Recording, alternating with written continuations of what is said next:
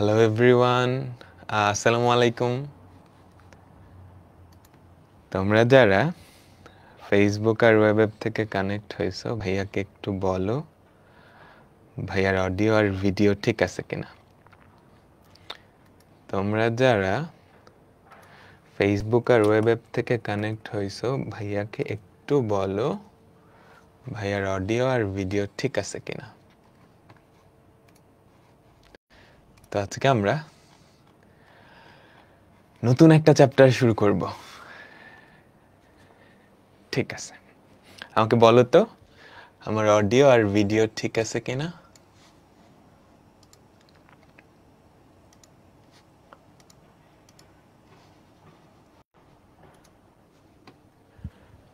ঠিক আছে, সাউন্ড কি ঠিক আছে আমাকে বলো তো। ওকে, আজকে আমরা নতুন একটা চ্যাপ্টার শুরু করব। আমার জন্য নতুন একটা সাবজেক্টও। আমি এই প্রথম কাউকে আইসিটি পড়াচ্ছি, কাউকে প্রোগ্রামিং পড়াচ্ছি। তো আশা করি কোনো অসুবিধা হবে না, কারণ আমি নিজেও আসলে কম্পিউটার সায়েন্স অ্যান্ড ইঞ্জিনিয়ারিং এর ছাত্র। তো তো এই টপিকগুলো আমার খুব পরিচিত টপিক আর কি, আর নিজে তো পড়ে আসছি। সো ঠিক আছে, তো আমরা যেই চ্যাপ্টারটা পড়বো সেটা হচ্ছে চ্যাপ্টার 5। চ্যাপ্টারের নাম হচ্ছে প্রোগ্রামিং ল্যাঙ্গুয়েজ। এখনকার যুগে থাকো কিন্তু প্রোগ্রামিং, কোডিং, এরপর বিভিন্ন জিনিসপত্র, এআই, এগুলোর নাম শুনো নাই এরকম মানুষ পাওয়া আসলে খুবই ডিফিকাল্ট, তাই না? তোমরা সবাই শুনছো প্রোগ্রামিং, কোডিং, এআই, এরপর বাংলাদেশ থেকে গুগলে যাইতেছে, ফেসবুকে যাইতেছে, তাই না, প্রোগ্রামিং করে। এগুলো তো সবাই শুনছো, তাই না? তো এই টপিকগুলো না মানে খুবই হট টপিক এখনকার। অ্যান্ড উন্নত বিশ্বের সাথে চলতে গেলে আমাদের এই টপিকগুলো নিয়ে ভালোই পড়াশোনা করা লাগবে, ভালোই পড়াশোনা করা লাগবে। ঠিক আছে, তো আমরা যেটা করব, তোমাদের পরীক্ষার জন্য যা যা দরকার সব কিছু তো করবই, আর প্রোগ্রামিং সম্পর্কে তোমাদের খুব সুন্দর একটা আইডিয়া দিব। হ্যাঁ, তোমাদের ম্যাক্সিমাম মানুষের প্রোগ্রামিংয়ের হাতে খড়ি এই ক্লাসটার মাধ্যমে হতে যাচ্ছে। তো তোমাদের প্রোগ্রামিং শেখার জার্নিটা যাতে খুবই সুন্দর এবং স্মুথ হয়, এবং পরীক্ষায় যাতে ফুল মার্কস পাইতে পারো, দুইটা ব্যাপারই আমরা কভার করব। তো কোনো ব্যাপার নিয়ে তোমাদের চিন্তা করা লাগবে না। আর আমরা হাতে কলমে অনেক কিছু শিখব। তোমার যদি কম্পিউটার থাকে, ল্যাপটপ থাকে, তাহলে তো খুবই ভালো। ল্যাপটপ যদি নাও থাকে, সেক্ষেত্রেও ফোন দিয়েও তুমি প্রোগ্রামিং করতে পারবা। তো এটা নিয়ে নো টেনশন। আমরা হাতে কলম এবং পরীক্ষার জন্য যা যা দরকার সব কিছুই শিখব। তো কয়টা ক্লাস লাগবে আমরা দেখব, 11-12টা ক্লাস হয়তো লাগতে পারে। তো আজকের ক্লাসটা আসলে অনেকটা গল্পের মতো হবে। আমরা প্রোগ্রামিংয়ের ইতিহাস পাতিহাস এগুলো পড়বো, যে প্রোগ্রামিং কি, প্রোগ্রামিং দিয়ে আসলে কি করা হয়, প্রোগ্রামিংয়ের উৎপত্তি কেমনে হইল, এই ব্যাপারগুলো। তো আজকে কঠিন কিছু নাই, তোমার খাতায় তুলতে হবে এমন জিনিসও খুব কম। তুমি যদি কিছু নাও তুলতে চাও, খাতায় কিচ্ছু তুলবা না, অসুবিধা নেই। ক্লাস নোটেই সব কিছু সুন্দর করে লেখা আছে।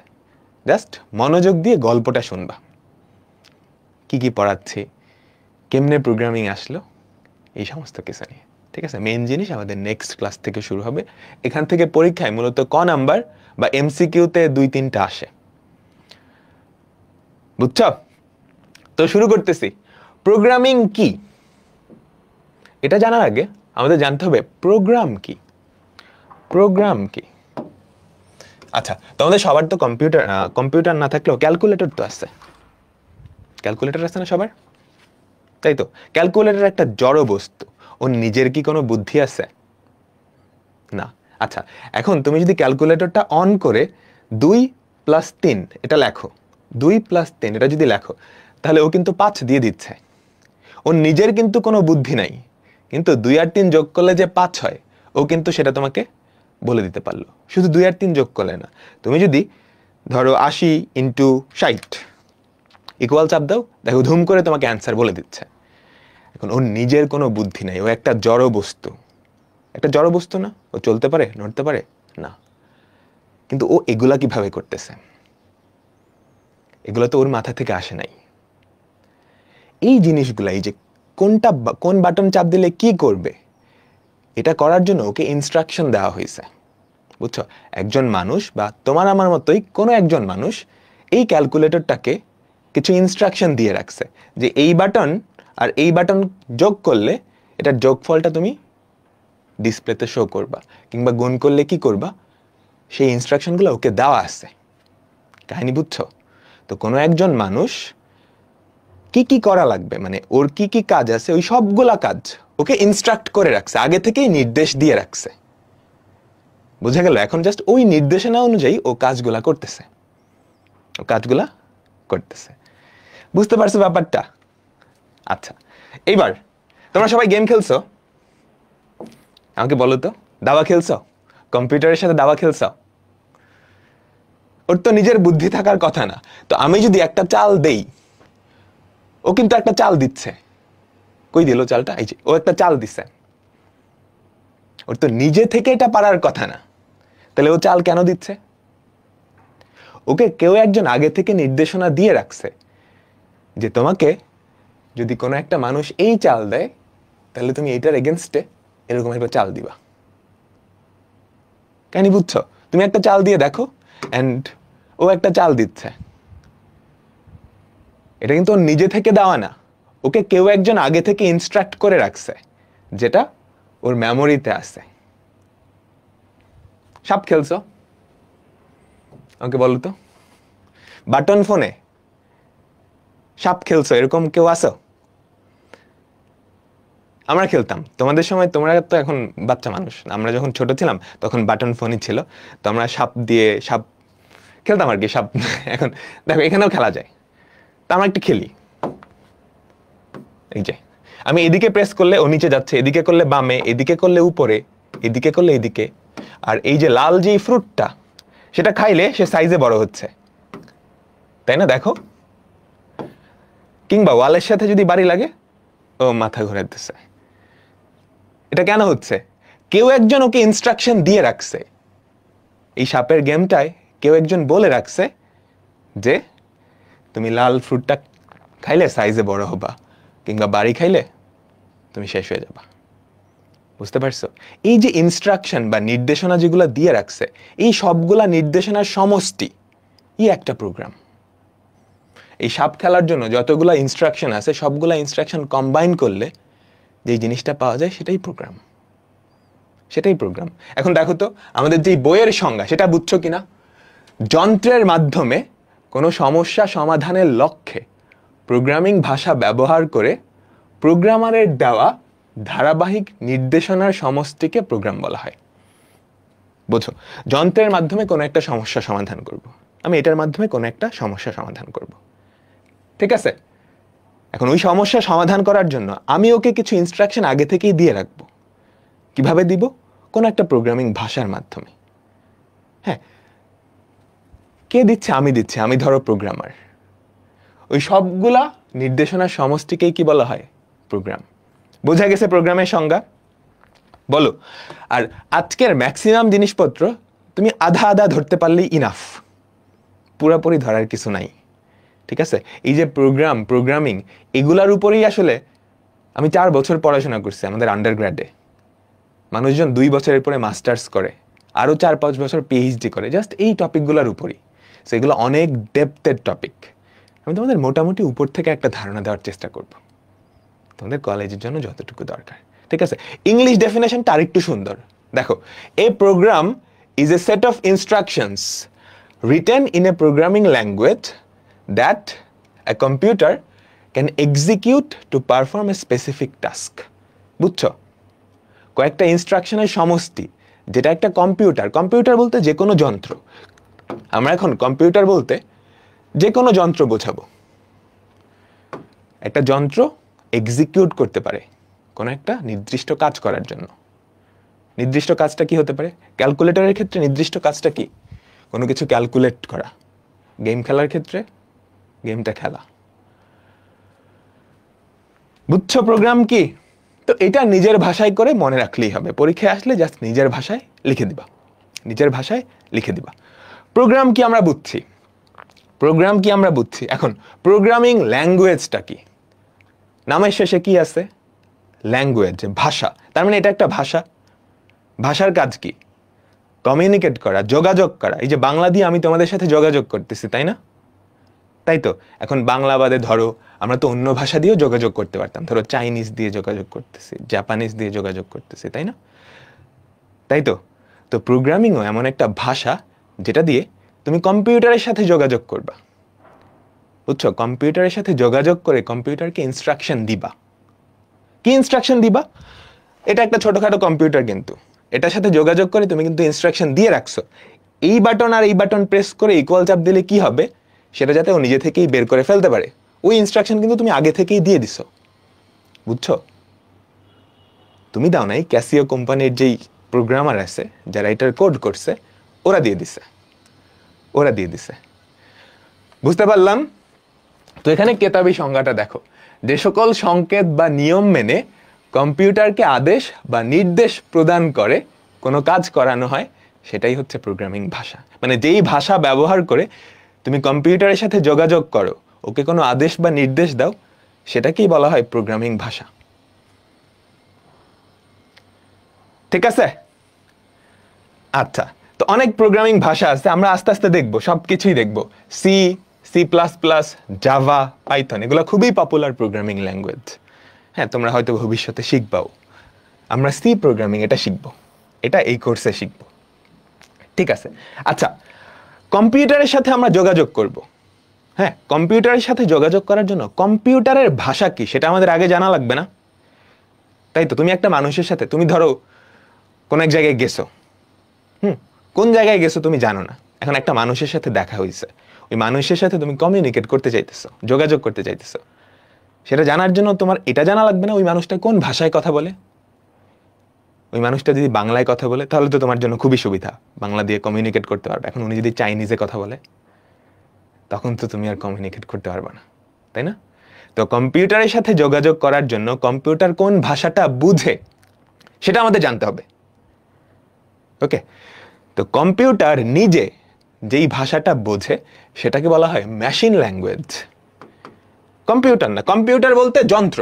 আমরা এখন থেকে কম্পিউটার মানে যে কোনো যন্ত্র।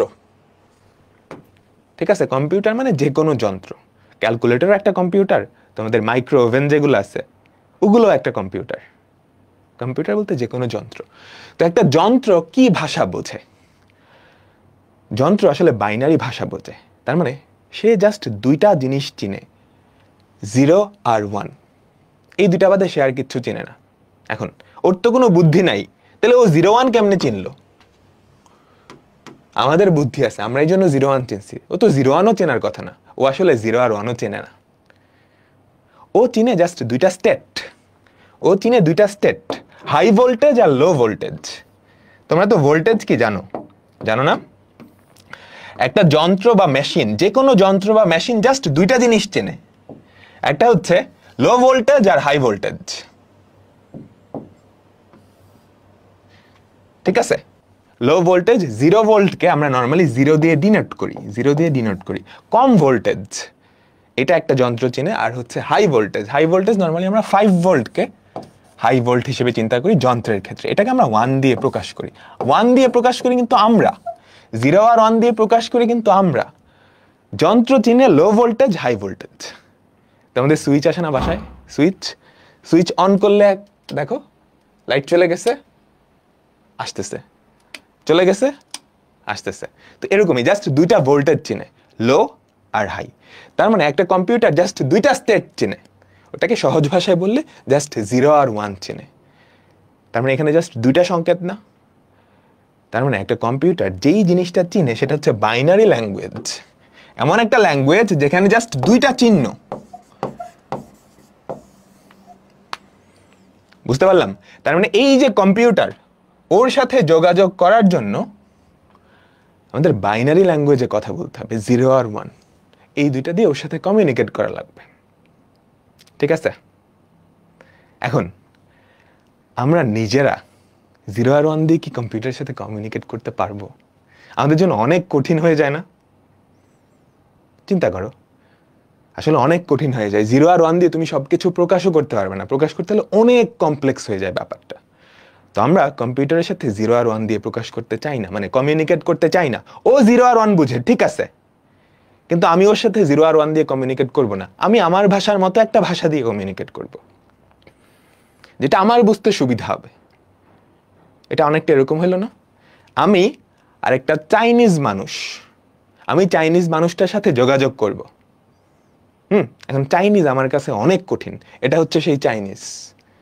আমি বাংলা দিয়ে ওর সাথে কমিউনিকেট করতে চাই, আমরা কি পারবো? আমি যদি সরাসরি ওরা বাংলা বলি, বাংলা বুঝবেও? বুঝবে না, তাই তো? কিন্তু এরকম কাহিনী হইতে পারে না? আমি আরেকটা মানুষকে মাঝখানে দাঁড় করায় দিলাম, যে বাংলাও জানে, চাইনিজও জানে, যে বাংলাও জানে, চাইনিজও জানে। আমি ওকে বাংলাটা বললাম, ও চাইনিজে ট্রান্সলেট করে চাইনিজ মানুষটাকে বললো, তাহলেই তো কাজ হয়ে গেল, তাই না? তো আমরা এমন একটা কাজই করব, আমরা আমাদের নিজেদের বুঝতে সহজ এমন একটা ভাষায় প্রোগ্রামটা লিখব, তারপর সেটাকে একটা জিনিস দিয়ে ট্রান্সলেট করে নিব, অনুবাদ করে নিব, অনুবাদ করে এই ভাষায় কনভার্ট করে নিব। কাহিনী বুঝলাম? তো আমরা প্রোগ্রাম নর্মালি লিখি আমাদের নিজেদের যেই ভাষা, ওটার মতো একটা ভাষায়, যেটা বুঝতে সহজ। কোন ভাষায় আমরা আস্তে আস্তে দেখব। তোমাদের কিচ্ছু তোলার দরকার নাই, জাস্ট বুঝতে পারলেই হবে, কথাগুলো বোঝো, জাস্ট গল্পের মতো কথাগুলো বুঝলেই হবে। এখান থেকে জাস্ট এমসিকিউ আসবে, এই স্লাইডটা একবার রিভিশন দিলেই সব এমসিকিউ পারবা। আমরা নিজেদের ভাষার মতো করে একটা প্রোগ্রাম লিখলাম, এটাকে বলা হয় সোর্স ফাইল, এটাকে বলা হয় সোর্স ফাইল। এখন এই সোর্স ফাইল নিশ্চয়ই কম্পিউটার বুঝবে না, এটা আমরা বুঝি, আমাদের লেখাও সহজ, কিন্তু এটা কম্পিউটার বুঝবে না। কম্পিউটার বুঝে just low voltage, high voltage, মানে 0 আর 1। তার মানে এখন এটাকে কম্পিউটারকে বুঝাইতে হলে এই জিনিসটা কনভার্ট করে 0 আর 1-এ নিয়ে আসতে হবে না? তাই তো? তো এই জিনিসটাকে কনভার্ট করে 0 আর 1-এ যেই জিনিসটা নিয়ে আসে, সেটাকে বলা হয় কম্পাইলার বা অনুবাদক। এটা নিয়ে আমরা ডিটেলসে পড়ব। তাহলে আমরা প্রোগ্রাম 0 আর 1-এ লিখি না নর্মালি, আমরা একটা হাই লেভেল ল্যাঙ্গুয়েজ, যেটা আমাদের নিজেদের ভাষার মতো, ঠিক আছে, লিখি। লিখার পরে যেই ফাইলটা হয় সেটাকে বলা হয় সোর্স ফাইল, সেটাকে বলা হয় সোর্স ফাইল বা সোর্স প্রোগ্রাম, ঠিক আছে? এখন এই সোর্স ফাইলটা কম্পিউটার নিজে বোঝে না, ও বুঝতে পারে শুধুমাত্র 0 আর 1। তো এই সোর্স ফাইলটা তুমি যদি কম্পিউটারে চালাইতে চাও, তাহলে এটাকে 0 আর 1-এ কনভার্ট করতে হবে। এই কাজটা যে করে সেটাকেই বলা হয় আমাদের অনুবাদক, নর্মালি কম্পাইলার, ঠিক আছে? কম্পাইলার এই জিনিসটাকে কনভার্ট করে কিসে? মেশিন কোডে। মেশিন কোড কোন কোড বলো তো? একটু আগেই দেখে আসছি। মেশিন কোড বা মেশিন ল্যাঙ্গুয়েজ এমন একটা ল্যাঙ্গুয়েজ যেটা কম্পিউটার বোঝে, অর্থাৎ 0 আর 1-এ কনভার্ট করে, সেটাকে বলা হয় মেশিন কোড। মেশিন কোডও বলতে পারো, বা অবজেক্ট ফাইলও বলে, বা কি বলে? অবজেক্ট ফাইল বা মেশিন কোডও বলে, অবজেক্ট ফাইল বা মেশিন কোডও বলে। বুঝতে পারলাম? এখন এই যে সোর্স ফাইল কি দিয়ে লিখবো, আমরা আস্তে আস্তে ক্লিয়ার হবো সবকিছু। এই সোর্স ফাইল আমরা যেই ভাষাটা দিয়ে লিখবো সেটা আমরা সহজে বুঝতে পারি, কিন্তু কম্পিউটার বুঝতে পারে না, ঠিক আছে? এটাকে বলা হয়, এটা যেই ভাষা দিয়ে লেখা হয় সেটাকে নর্মালি বলা হয় হাই লেভেল ল্যাঙ্গুয়েজ, মানে কম্পিউটারের জন্য অনেক হাই লেভেলের ল্যাঙ্গুয়েজ, এটা ও বুঝতে পারবে না। এটাকে বলা হয় হাই লেভেল ল্যাঙ্গুয়েজ। কম্পিউটারের জন্য এটা হাই লেভেল ল্যাঙ্গুয়েজ, ঠিক আছে, যেই ভাষাটা দিয়ে আমরা লিখি। আর ওকে যেটাই কনভার্ট করা হয় অবজেক্ট ফাইল, এটা তো সে বুঝতে পারে। এটা কি আমাদের মেশিন ল্যাঙ্গুয়েজে লেখা। এটা কোন ল্যাঙ্গুয়েজে লেখা? মেশিন ল্যাঙ্গুয়েজ, অর্থাৎ 0 আর 1-এ লেখা, ঠিক আছে? বোঝা তো গেল? এখন এই যে হাই লেভেল ল্যাঙ্গুয়েজ আর মেশিন ল্যাঙ্গুয়েজ, এই দুইটার কিছু পার্থক্য আছে, আমরা একটু দেখি। এই যে হাই লেভেল ল্যাঙ্গুয়েজ আর মেশিন ল্যাঙ্গুয়েজ, তাদের একটু পার্থক্য আছে, জাস্ট নিজেরা পড়ে নিলেই হবে। আমি একটু গো থ্রু করতেছি। মেশিন ল্যাঙ্গুয়েজ, এটা কম্পিউটার সরাসরি বুঝতে পারে। হাই লেভেল ল্যাঙ্গুয়েজ কম্পিউটার সরাসরি বুঝতে পারে না, ওটা আমরা বুঝতে পারি, ঠিক আছে? তারপর মেশিন ল্যাঙ্গুয়েজ যেহেতু কম্পিউটার বুঝতে পারে, এটা শুধুমাত্র 0 আর 1 দিয়ে লেখা না, তাই তো? এখন আমরা যদি মেশিন ল্যাঙ্গুয়েজ লিখতে চাই 0 আর 1 দিয়ে, এটা আমাদের জন্য অনেক কঠিন না? অনেক সময় সাপেক্ষ ব্যাপার হবে। ধরো আমি আর তুমি যদি চাইনিজ লিখতে যাই, পারবো? অনেক সময় সাপেক্ষ ব্যাপার না? কিন্তু হাই লেভেল ল্যাঙ্গুয়েজ আমরা যদি নিজেরা লিখি, আমাদের জন্য সহজ ব্যাপারটা, আমাদের জন্য সহজ। বুঝছো? এখন এখন ধরো তুমি হাই লেভেল ভাষায়, এই ভাষায় লিখলা, একটা ভুল হয়েছে, তুমি খুঁজে বের করতে পারবা খুব ইজিলি। তুমি বাংলায় লিখছো, খুব ইজিলি খুঁজে বের করতে পারবে না। এখন তুমি চিন্তা করো 0 আর 1 দিয়ে একটা প্রোগ্রাম লিখছো, কোনো একটা 1-এর জায়গায় 0 বসায় দিছো, তোমার ভুল খুঁজে বের করতে হলে অবস্থা খারাপ হয়ে যাবে না? তাই না? আচ্ছা, তাহলে মেশিন ল্যাঙ্গুয়েজে ভুল খোঁজাটা অনেক কঠিন, কিন্তু হাই লেভেল ল্যাঙ্গুয়েজে তুমি ভুল সহজেই খুঁজে বের করে ফেলতে পারবা। ঠিক আছে? মেশিন ল্যাঙ্গুয়েজে তুমি যদি কোড লেখো লেখো ওটা সরাসরি কম্পিউটারে চালাইতে পারবা, কারণ 0 আর 1 দিয়ে লেখা, কম্পিউটার তো 0 আর 1 বোঝে। তো মেশিন ল্যাঙ্গুয়েজ দিয়ে কোড লিখলে সেটা সরাসরি কম্পিউটারে চালাতে পারবা। কিন্তু হাই লেভেল ল্যাঙ্গুয়েজ দিয়ে তুমি যদি কোড লেখো সেটা সরাসরি চালাইতে পারবা না। সেটা চালানোর জন্য প্রথমত এইটাকে আমাদের কম্পাইলারের মাধ্যমে লো লেভেল ল্যাঙ্গুয়েজ বা মেশিন কোডে কনভার্ট করে নিতে হবে। ঠিক আছে? আচ্ছা, ঠিক আছে, এরপর কয়েকটা এক্সাম্পল দেওয়া আছে। আচ্ছা, মেশিন ভাষায় লিখিত প্রোগ্রামকে অবজেক্ট কোড বলে, এটা তো দেখে আসছি তাই না? সোর্স কোড বা সোর্স প্রোগ্রাম ছিল একটা, আরেকটা কি অবজেক্ট কোড, তাই না? এই যে দেখো আমাদের সোর্স ফাইল ছিল, ওটা অবজেক্ট ফাইল। সোর্স ফাইলের জায়গায় তুমি সোর্স কোডও বলতে পারো, অবজেক্ট কোডও লিখতে পারো। ঠিক আছে? মেশিন ভাষায় তুমি যদি একটা প্রোগ্রাম লেখো সেটাকে বলা হবে অবজেক্ট প্রোগ্রাম, আর যদি হাই লেভেল ভাষায় লেখো তাহলে এটাকে বলা হয় সোর্স প্রোগ্রাম। ঠিক আছে? এরপর এক্সাম্পল দেওয়া আছে। মেশিন ভাষা হচ্ছে বাইনারি, বুঝতে পারতো, শুধুমাত্র 0 আর 1 দিয়ে লিখতে হবে, শুধুমাত্র 0 আর 1 দিয়ে লিখতে হবে। আর হাই লেভেল ল্যাঙ্গুয়েজের অনেকগুলো এক্সাম্পল আছে, C plus plus, C BASIC, এগুলো নিয়ে আমরা পরে ডিসকাস করব, এগুলো নিয়ে আমরা পরে ডিসকাস করব। ঠিক আছে?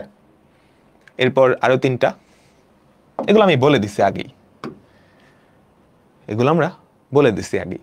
আচ্ছা, সবার লাস্টের পয়েন্টটা, এখানে একটা কথা আছে ডিবাগ, এখানে একটা কথা আছে ডিবাগ। ডিবাগ মানে কি? তোমরা বাগ এই কথাটা শুনছো?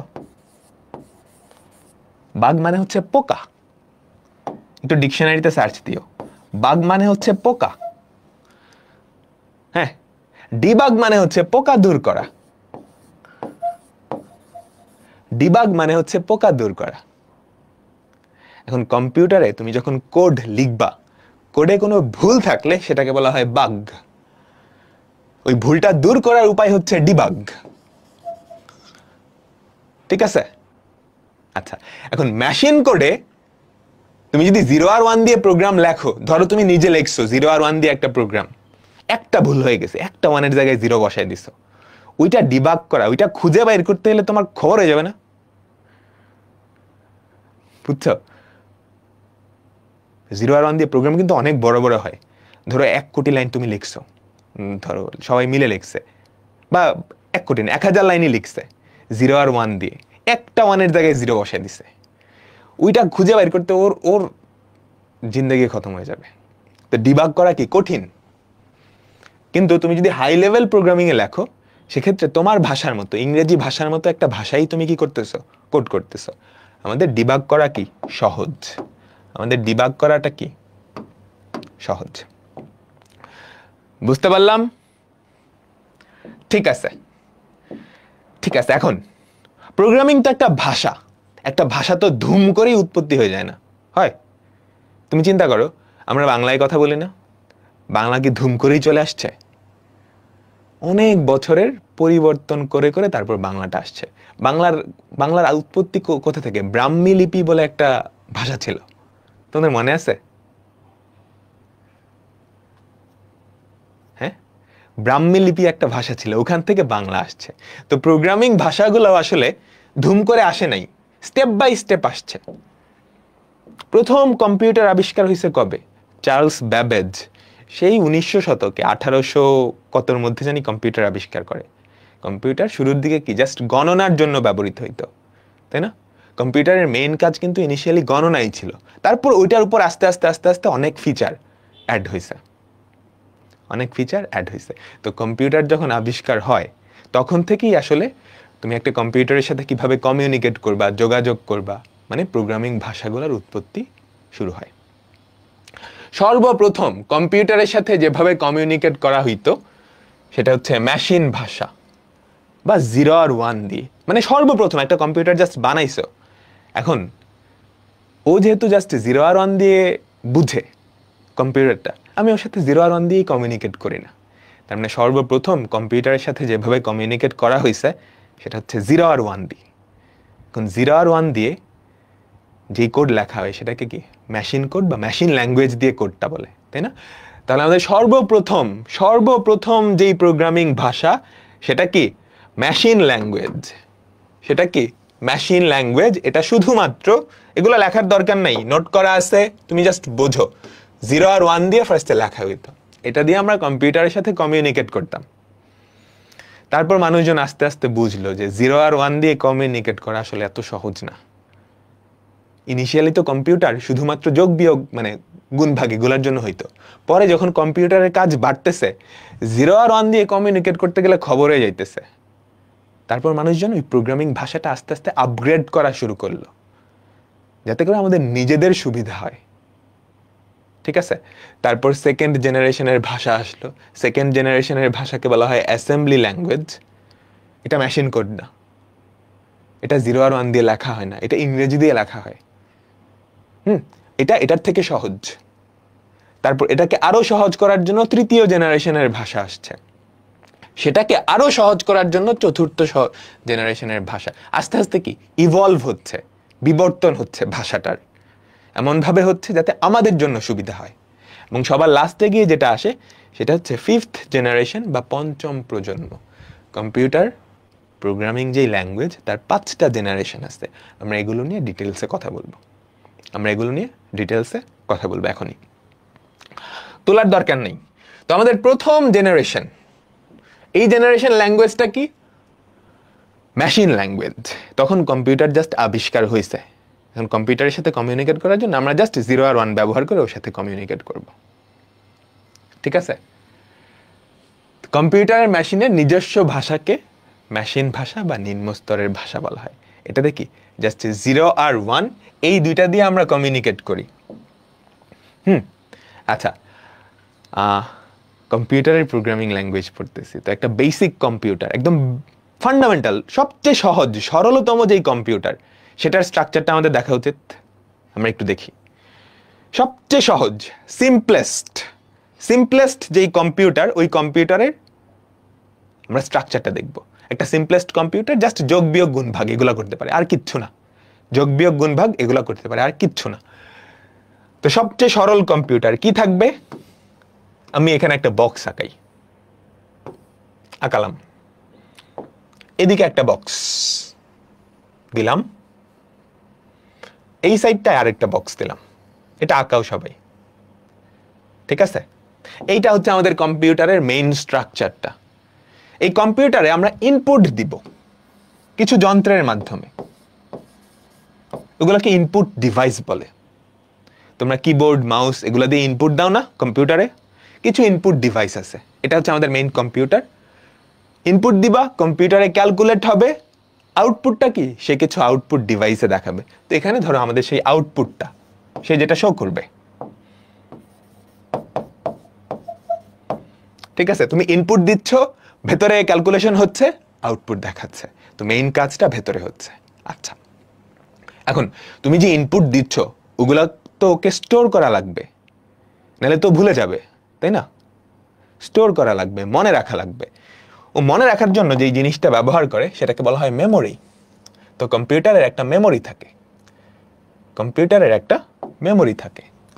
এই হচ্ছে আমাদের কম্পিউটারের মেমোরি।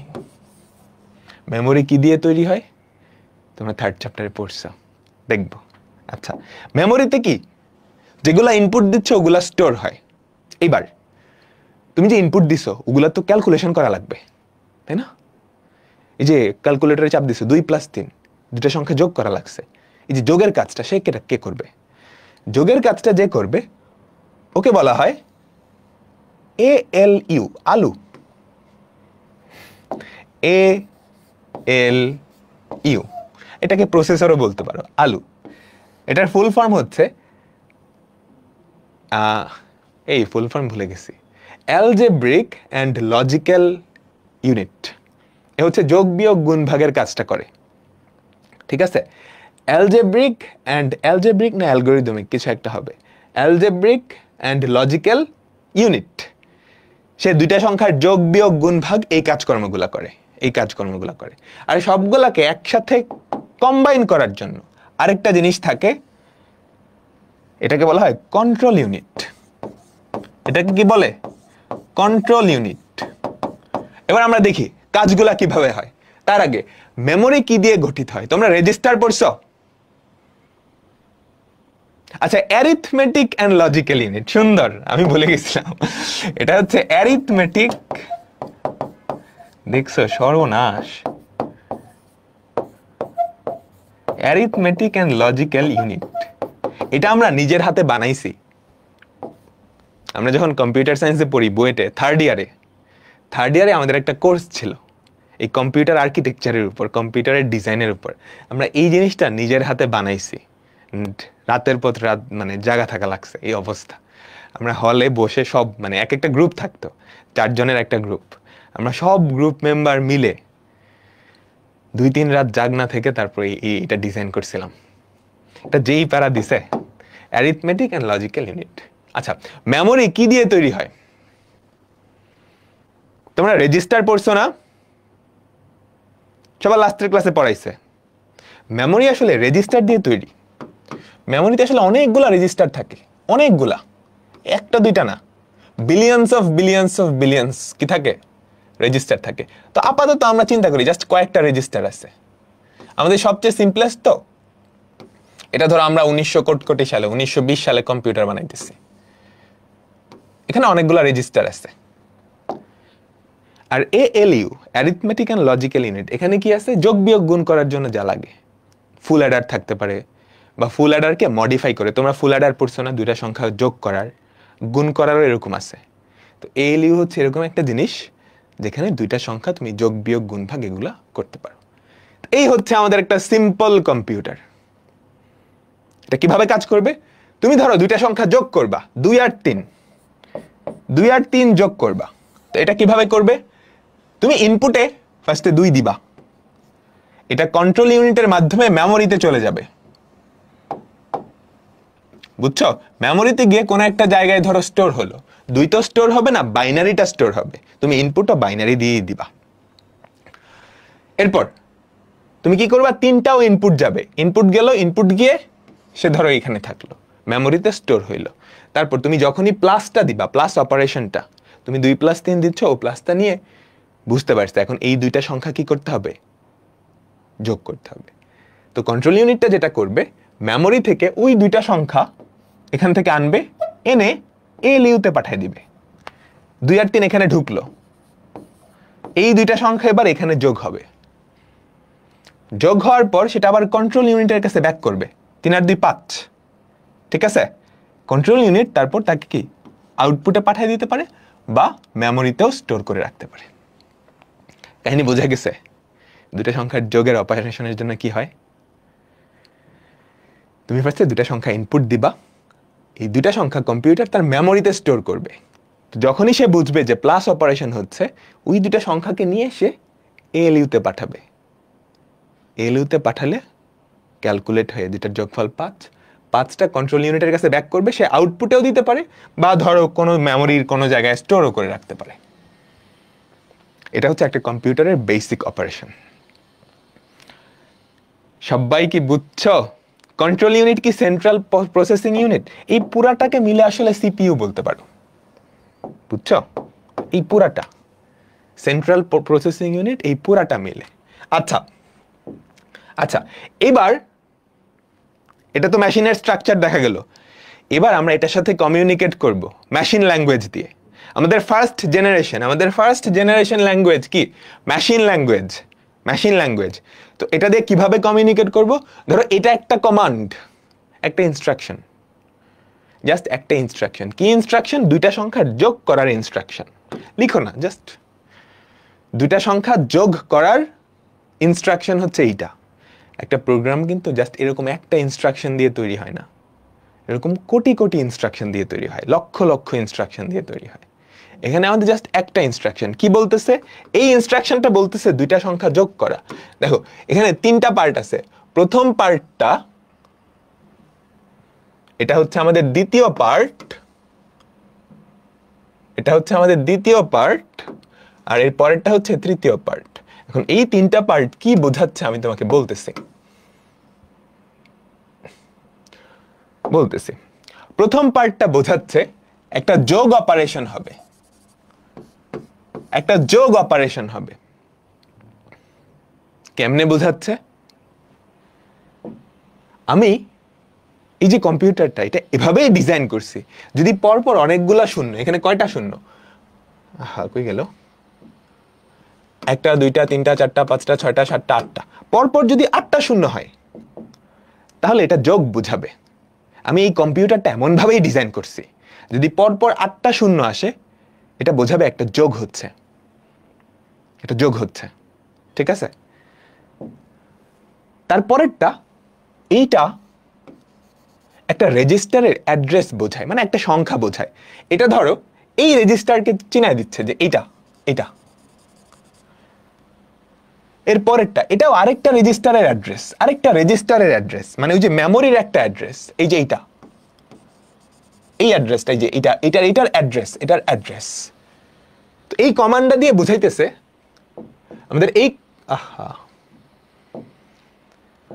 আমাদের এই কমান্ডটা দিয়ে বোঝাচ্ছে যোগ করবা, কাকে কাকে যোগ করবা, এই অবস্থানটায়, এই রেজিস্টারে, এটা একটা সংখ্যা, বুঝছো? এখানে যেই সংখ্যাটা আছে আর এখানে যেই সংখ্যাটা আছে তাদের দুইজনের যোগফল, তাদের দুইজনের যোগফল। বোঝা গেছে? এগুলো পরীক্ষায় আসবে না, জাস্ট মাথায় একটু সেট করো। আজকে আমরা জাস্ট বেসিকটা স্টার্ট করছি, এগুলো থেকে পরীক্ষায় জাস্ট এমসিকিউ আসবে, কিন্তু কনসেপ্টটা বোঝো, জাস্ট গল্পের মতো কনসেপ্টটা বোঝো। বুঝছো তো? তো মেশিন ল্যাঙ্গুয়েজে এটা একটা ইনস্ট্রাকশন, এই ইনস্ট্রাকশনটা বোঝাচ্ছে দুইটা সংখ্যা যোগ করবে। এটা মুখস্থ রাখার কোনো দরকার নেই, লেখারও দরকার নেই, জাস্ট বোঝো। তো এটা দিয়ে ব্যাপারটা অনেক কঠিন না। যোগের জন্য এটা লিখতে হবে, এখন ধরো বিয়োগের জন্য এরকম আরেকটা কোড আছে 0000001, ধরো গুণের জন্য একটা কোড আছে, ভাগের জন্য একটা কোড আছে। তাহলে যোগ বিয়োগ গুণ ভাগের মতো সহজ অপারেশন করতে গিয়ে মেশিন ল্যাঙ্গুয়েজে আমাদের একদম অবস্থা খারাপ হয়ে যেতেছে না? আমাকে বলো, তাই তো? আচ্ছা, তাহলে মেশিন ল্যাঙ্গুয়েজ আসলে ফিজিবল না, তাই না? মেশিন ল্যাঙ্গুয়েজ ফিজিবল না, কারণ বুঝতে পারতেছে অনেক কিছু করতে হইতেছে। এবং আরো একটা কাহিনী, এই যে এইটা 00000, এইটা যে যোগ বোঝায়, এটা কেমনে হইল? আমি এই মেশিনটাকে এমন ভাবে বানাইছি, যদি ইনপুটে 8টা শূন্য হয় সেটা বোঝাবে একটা যোগ অপারেশন। তার মানে এই কোডটা মেশিনের উপরে ডিপেন্ডেন্ট হয়ে গেল না, এক এক মেশিনের জন্য এক এক রকম হবে, এক এক মেশিনের জন্য এক এক রকম হবে, তাই তো? আচ্ছা, এটা বুঝলে আমরা এখন এই যে মেশিন কোড, এই মেশিন কোডের সুবিধাটা কি সেটা একটু দেখি। মেশিন কোডটা কি বোঝা গেছে? তুমি 0 আর 1 দিয়ে কম্পিউটারের সাথে কমিউনিকেট করবা, এটা কম্পিউটার সরাসরি বুঝতে পারে। কিছু অসুবিধা আছে, অসুবিধাগুলো আমরা দেখব। আগে সুবিধাটা দেখি। সুবিধা হচ্ছে তুমি কম্পিউটারের সাথে সরাসরি যোগাযোগ করতেছো, তাই না? অন্য কিচ্ছু না। তুমি চাইনিজ ভাষা জানলে চাইনিজ মানুষটার সাথে ডিরেক্টলি কমিউনিকেট করতে পারবা। এটাও এটা মেশিন ভাষার সবচেয়ে বড় সুবিধা হচ্ছে কম্পিউটারের সাথে সরাসরি যোগাযোগ করা যায়, লেখার দরকার নেই। তারপর তুমি যেহেতু কম্পিউটারের ভাষায় লিখতেছো, তোমার কি কোনো ট্রান্সলেশন বা অনুবাদের দরকার হবে না? কোনো অনুবাদের দরকার হবে না। প্রথম দুইটা বোঝা গেছে। তারপর ধরো তুমি যদি মেশিন ভাষায় না লিখতা, তাহলে ফার্স্টে তোমাকে সেটাকে ট্রান্সলেট করতে হইতো, মানে অনুবাদ করতে হইতো, মেশিন কোডে কনভার্ট করে তারপর রান করতে হইতো। তাহলে মেমোরি অনেক বেশি লেগে যাইতো না? তোমাকে ট্রান্সলেট করার জন্য আরেকটা জিনিসের হেল্প নেওয়া লাগতো। এখানে কোনো ট্রান্সলেশন হচ্ছে না, সরাসরি রান হয়ে যাচ্ছে। তো এক্ষেত্রে কি আমাদের মেমোরিটাও কম লাগবে এবং অনেক ফাস্ট হবে, অনেক দ্রুত হবে, বুঝছো? অনেক কম্পাইলার লাগবে না। হ্যাঁ, তো মেশিন কোড এখনো ইউজ করা হয় বিভিন্ন হার্ডওয়্যারের ছোট ছোট জিনিসপত্রে, এখনো মেশিন কোড ইউজ করা হয় যেখানে অনেক ফাস্ট জিনিসপত্র করা দরকার। বুঝে গেল? আচ্ছা, তো মেশিন কোডের অসুবিধাগুলোয় আসি। সুবিধা তো কয়েকটা ছিল, কিন্তু অসুবিধা বেশি। কি কি অসুবিধা? প্রথমত, এখানে শুধু 0 আর 1 দিয়ে ব্যবহার করা হয়, শুধু 0 আর 1। তাহলে এটা যদি কেউ শিখতে যায়, পারবে? ধরো আমি আর তুমি মেশিন কোড শিখতে গেছি, মেশিন ল্যাঙ্গুয়েজ শিখতে গেছি, জীবনেও পারবো না, জীবনেও না। মানে এটা শেখা অনেক কঠিন, এটা শেখা অনেক কঠিন। এবং এই ভাষায় তুমি যদি প্রোগ্রাম লেখো, তুমি যদি এক্সপার্ট প্রোগ্রামার না হও, তুমি কি এটা দেখে বুঝতেছো এটা কি করতেছে? হ্যাঁ, এটা বুঝাচ্ছে যোগ, দুইটা রেজিস্টারের অ্যাড্রেস দেওয়া আছে, ওই দুইটা রেজিস্টারে যেই দুইটা সংখ্যা থাকবে তাদের যোগফলটা আমাকে বের করতে বলছে। কাহিনী বুঝছো? এটা আসলে এই যে এই স্ট্রাকচারের উপর ডিপেন্ডেন্ট। এই দুইটা রেজিস্টারের অ্যাড্রেস দেওয়া আছে ওখানে, এই দুইটা রেজিস্টারে যেই দুইটা সংখ্যা আছে 2 আর 3, তাদের যোগফল আমাকে বের করতে বলছে। তুমি কি সাধারণ মানুষ হয়ে জীবনেও বুঝবে এটা? না। তারপর এই প্রোগ্রামে তুমি যদি লেখো, ভুল হওয়ার সম্ভাবনা 100%। তুমি ভুল করবাই, একটা শূন্যর জায়গায় একটা 1 বসায় দিছো। যদি একবার ভুল হয়, তুমি চিন্তা করো, কিন্তু আমি 1 লাইন লিখছি, কম্পিউটার কোড 1 লাইনের হয় না। ফেসবুকের কোড কত লাইন একটু লিখে সার্চ দিও, গুগলে একটু সার্চ দিও, কিংবা গুগলের কোড কয় লাইন একটু লিখে সার্চ দিও। ধরো তুমি জাস্ট 2 পাতা লিখছো 0 আর 1 দিয়ে একটা প্রোগ্রাম, মনের ভুলে একটা 0 কি 1 বানাই দিছো, ওইটা খুঁজে বের করতে গেলে শেষ। ঠিক আছে?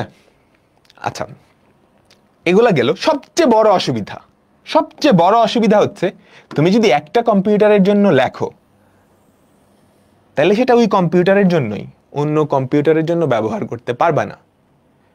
তুমি যদি একটা ডিভাইসের জন্য কোডটা লেখো, তাহলে ওই ডিভাইসটার জন্যই, ওই ডিভাইসটা বলতে ওই টাইপের ডিভাইস যারা আছে তাদের জন্যই, অন্য টাইপের ডিভাইসে তুমি ইউজ করতে পারবা না।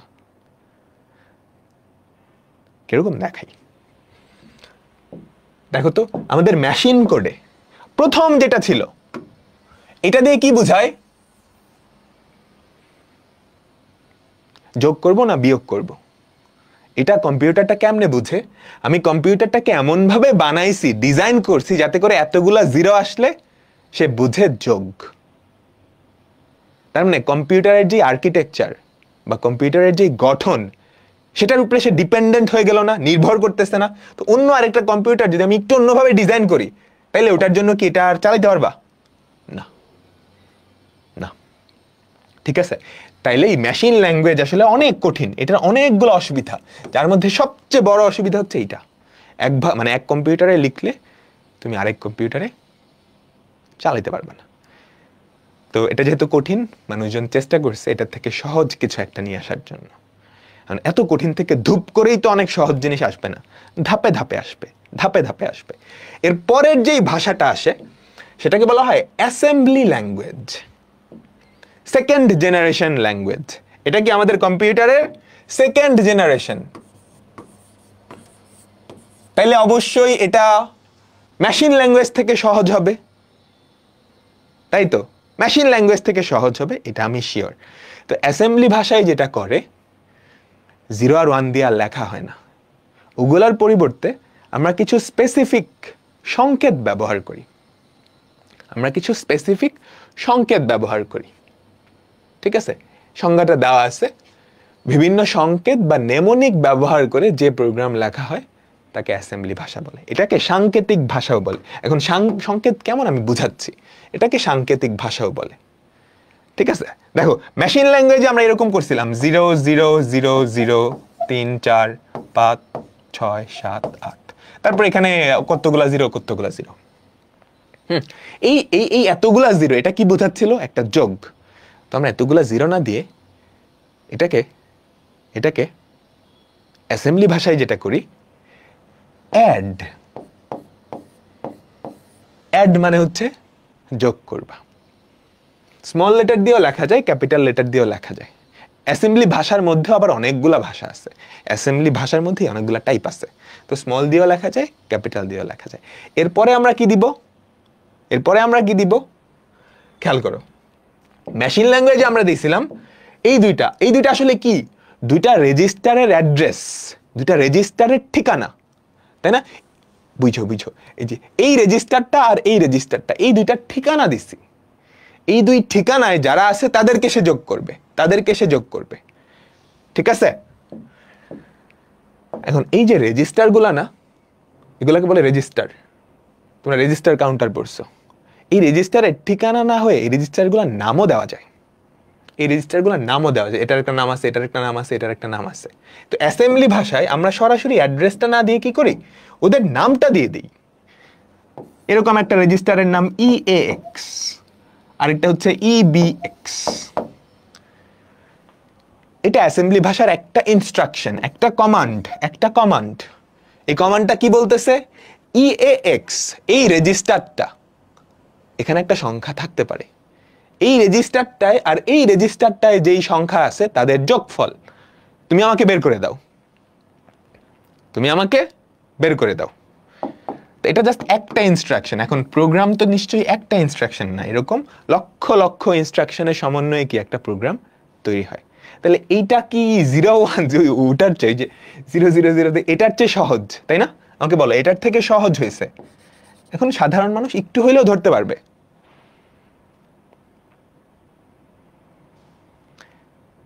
ঠিক আছে? আমাকে বলো, তাই না? ঠিক আছে, তাইলে অ্যাসেম্বলি ভাষায় একটু সহজ হইল, 0 আর 1 দিয়ে লেখা লাগতেছে না। একটা ঝামেলা হয়ে গেছে। কি ঝামেলা বলো তো? এই যে অ্যাসেম্বলি ভাষাটা তুমি লিখতেছো, এই ভাষা কি কম্পিউটার সরাসরি বুঝবে?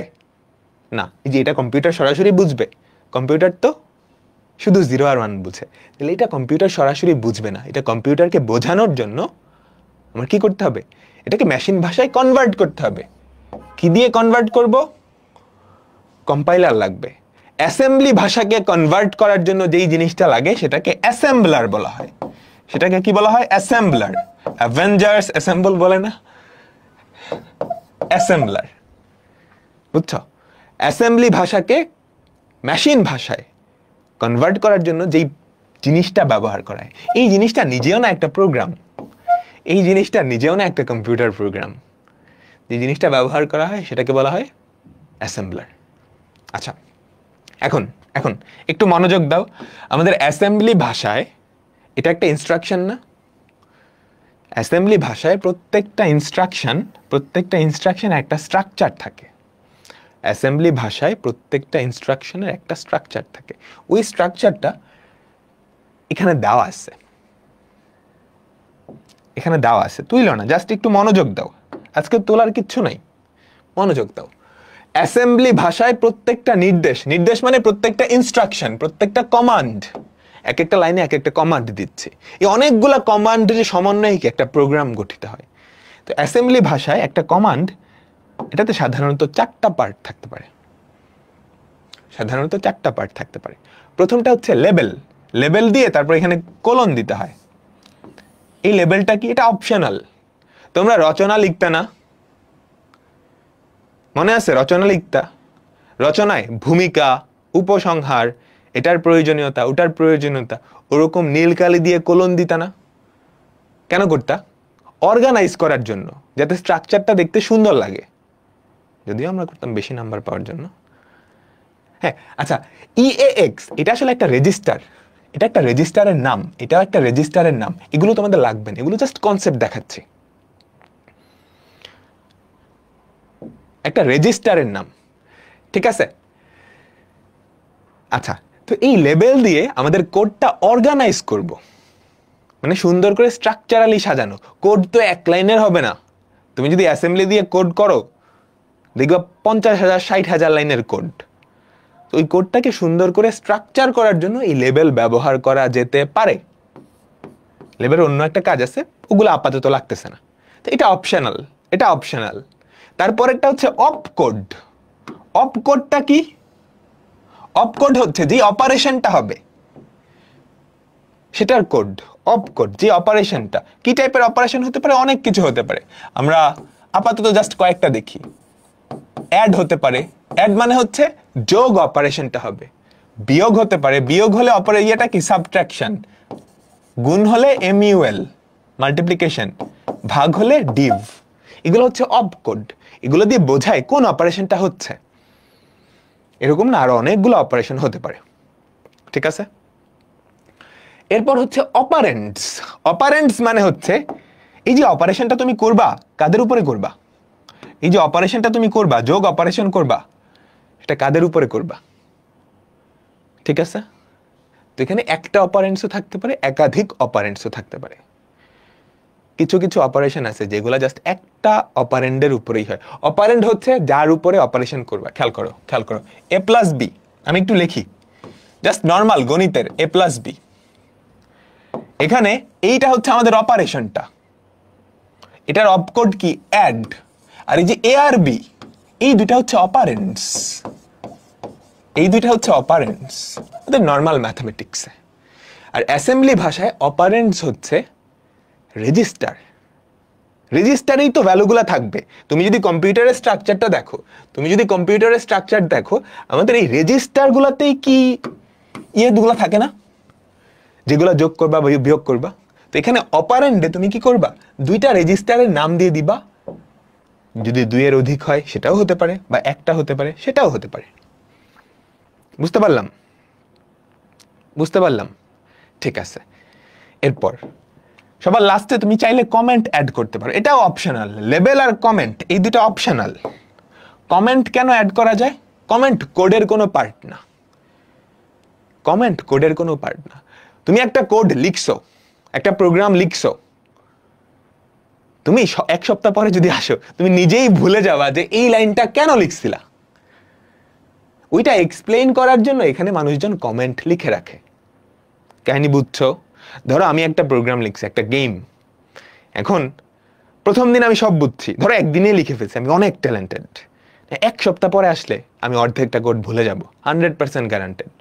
যদি 2 মাস যায়, উপরওয়ালা বাদে ওই কোড কোন লাইনে কি আছে কেউ জানবে না, আমি নিজেও ভুলে যাব। তো এইটা যাতে না হয় আমরা পাশে কমেন্টও অ্যাড করে দিই। কমেন্টটা বোঝায় এই লাইনটা আসলে কি করতেছে, ঠিক আছে। তো অ্যাসেম্বলি লাইনের প্রত্যেকটা নির্দেশের কয়টা পার্ট থাকে? 4টা পার্ট থাকে। লেবেল, এটা অপশনাল, অপকোড, অপারেন্ড, কমেন্ট। বুঝছো? বুঝছো বুঝছো? HTML এ পড়ছো? HTML কিন্তু এক টাইপের কোড। এখন এগুলা কোনটা কি এখানে লেখা আছে। লেবেল, প্রোগ্রামের একটা নির্দিষ্ট স্থানকে চিহ্নিত করতে হলে লেবেল ব্যবহৃত হয়।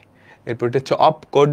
অপকোড মানে হচ্ছে অপারেশন কোড, তুমি কোন অপারেশনটা চাচ্ছ, যোগ বিয়োগ নাকি গুণ ভাগ। তারপর অপারেন্ড, অপারেন্ড হচ্ছে যার উপর তুমি কাজ করতে চাও। দুটা সংখ্যার উপরে, সংখ্যা কই থাকে?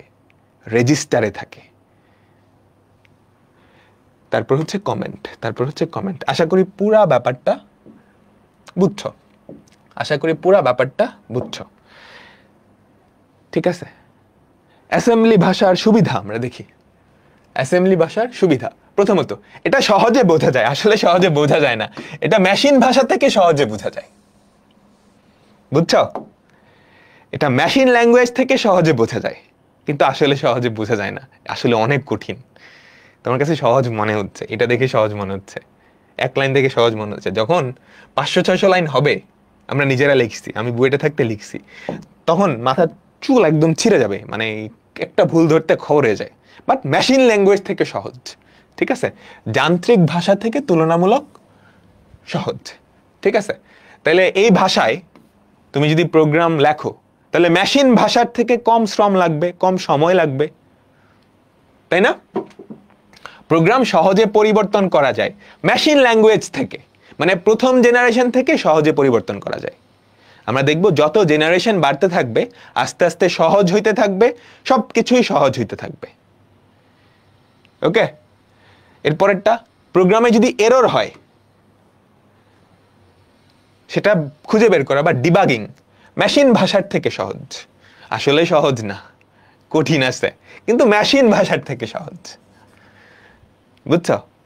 আগেরটা থেকে সহজ, আগেরটা থেকে সহজ। এবার আসি অসুবিধা কোথায়, এবার আসি অসুবিধা কোথায়। ঠিক আছে, দুইটা বড় বড় অসুবিধা আছে, দুইটা না আসলে একটা বড় বড় অসুবিধা, একটা বড় অসুবিধা। মেশিন ভাষার সবচেয়ে বড় অসুবিধাটা কি ছিল? মেশিন ভাষার সবচেয়ে বড় অসুবিধাটা কি ছিল? তুমি যদি একটা কম্পিউটারের জন্য লেখো, একটা যন্ত্রের জন্য লেখো, সেটা অন্য যন্ত্রে ব্যবহার করতে পারবে না।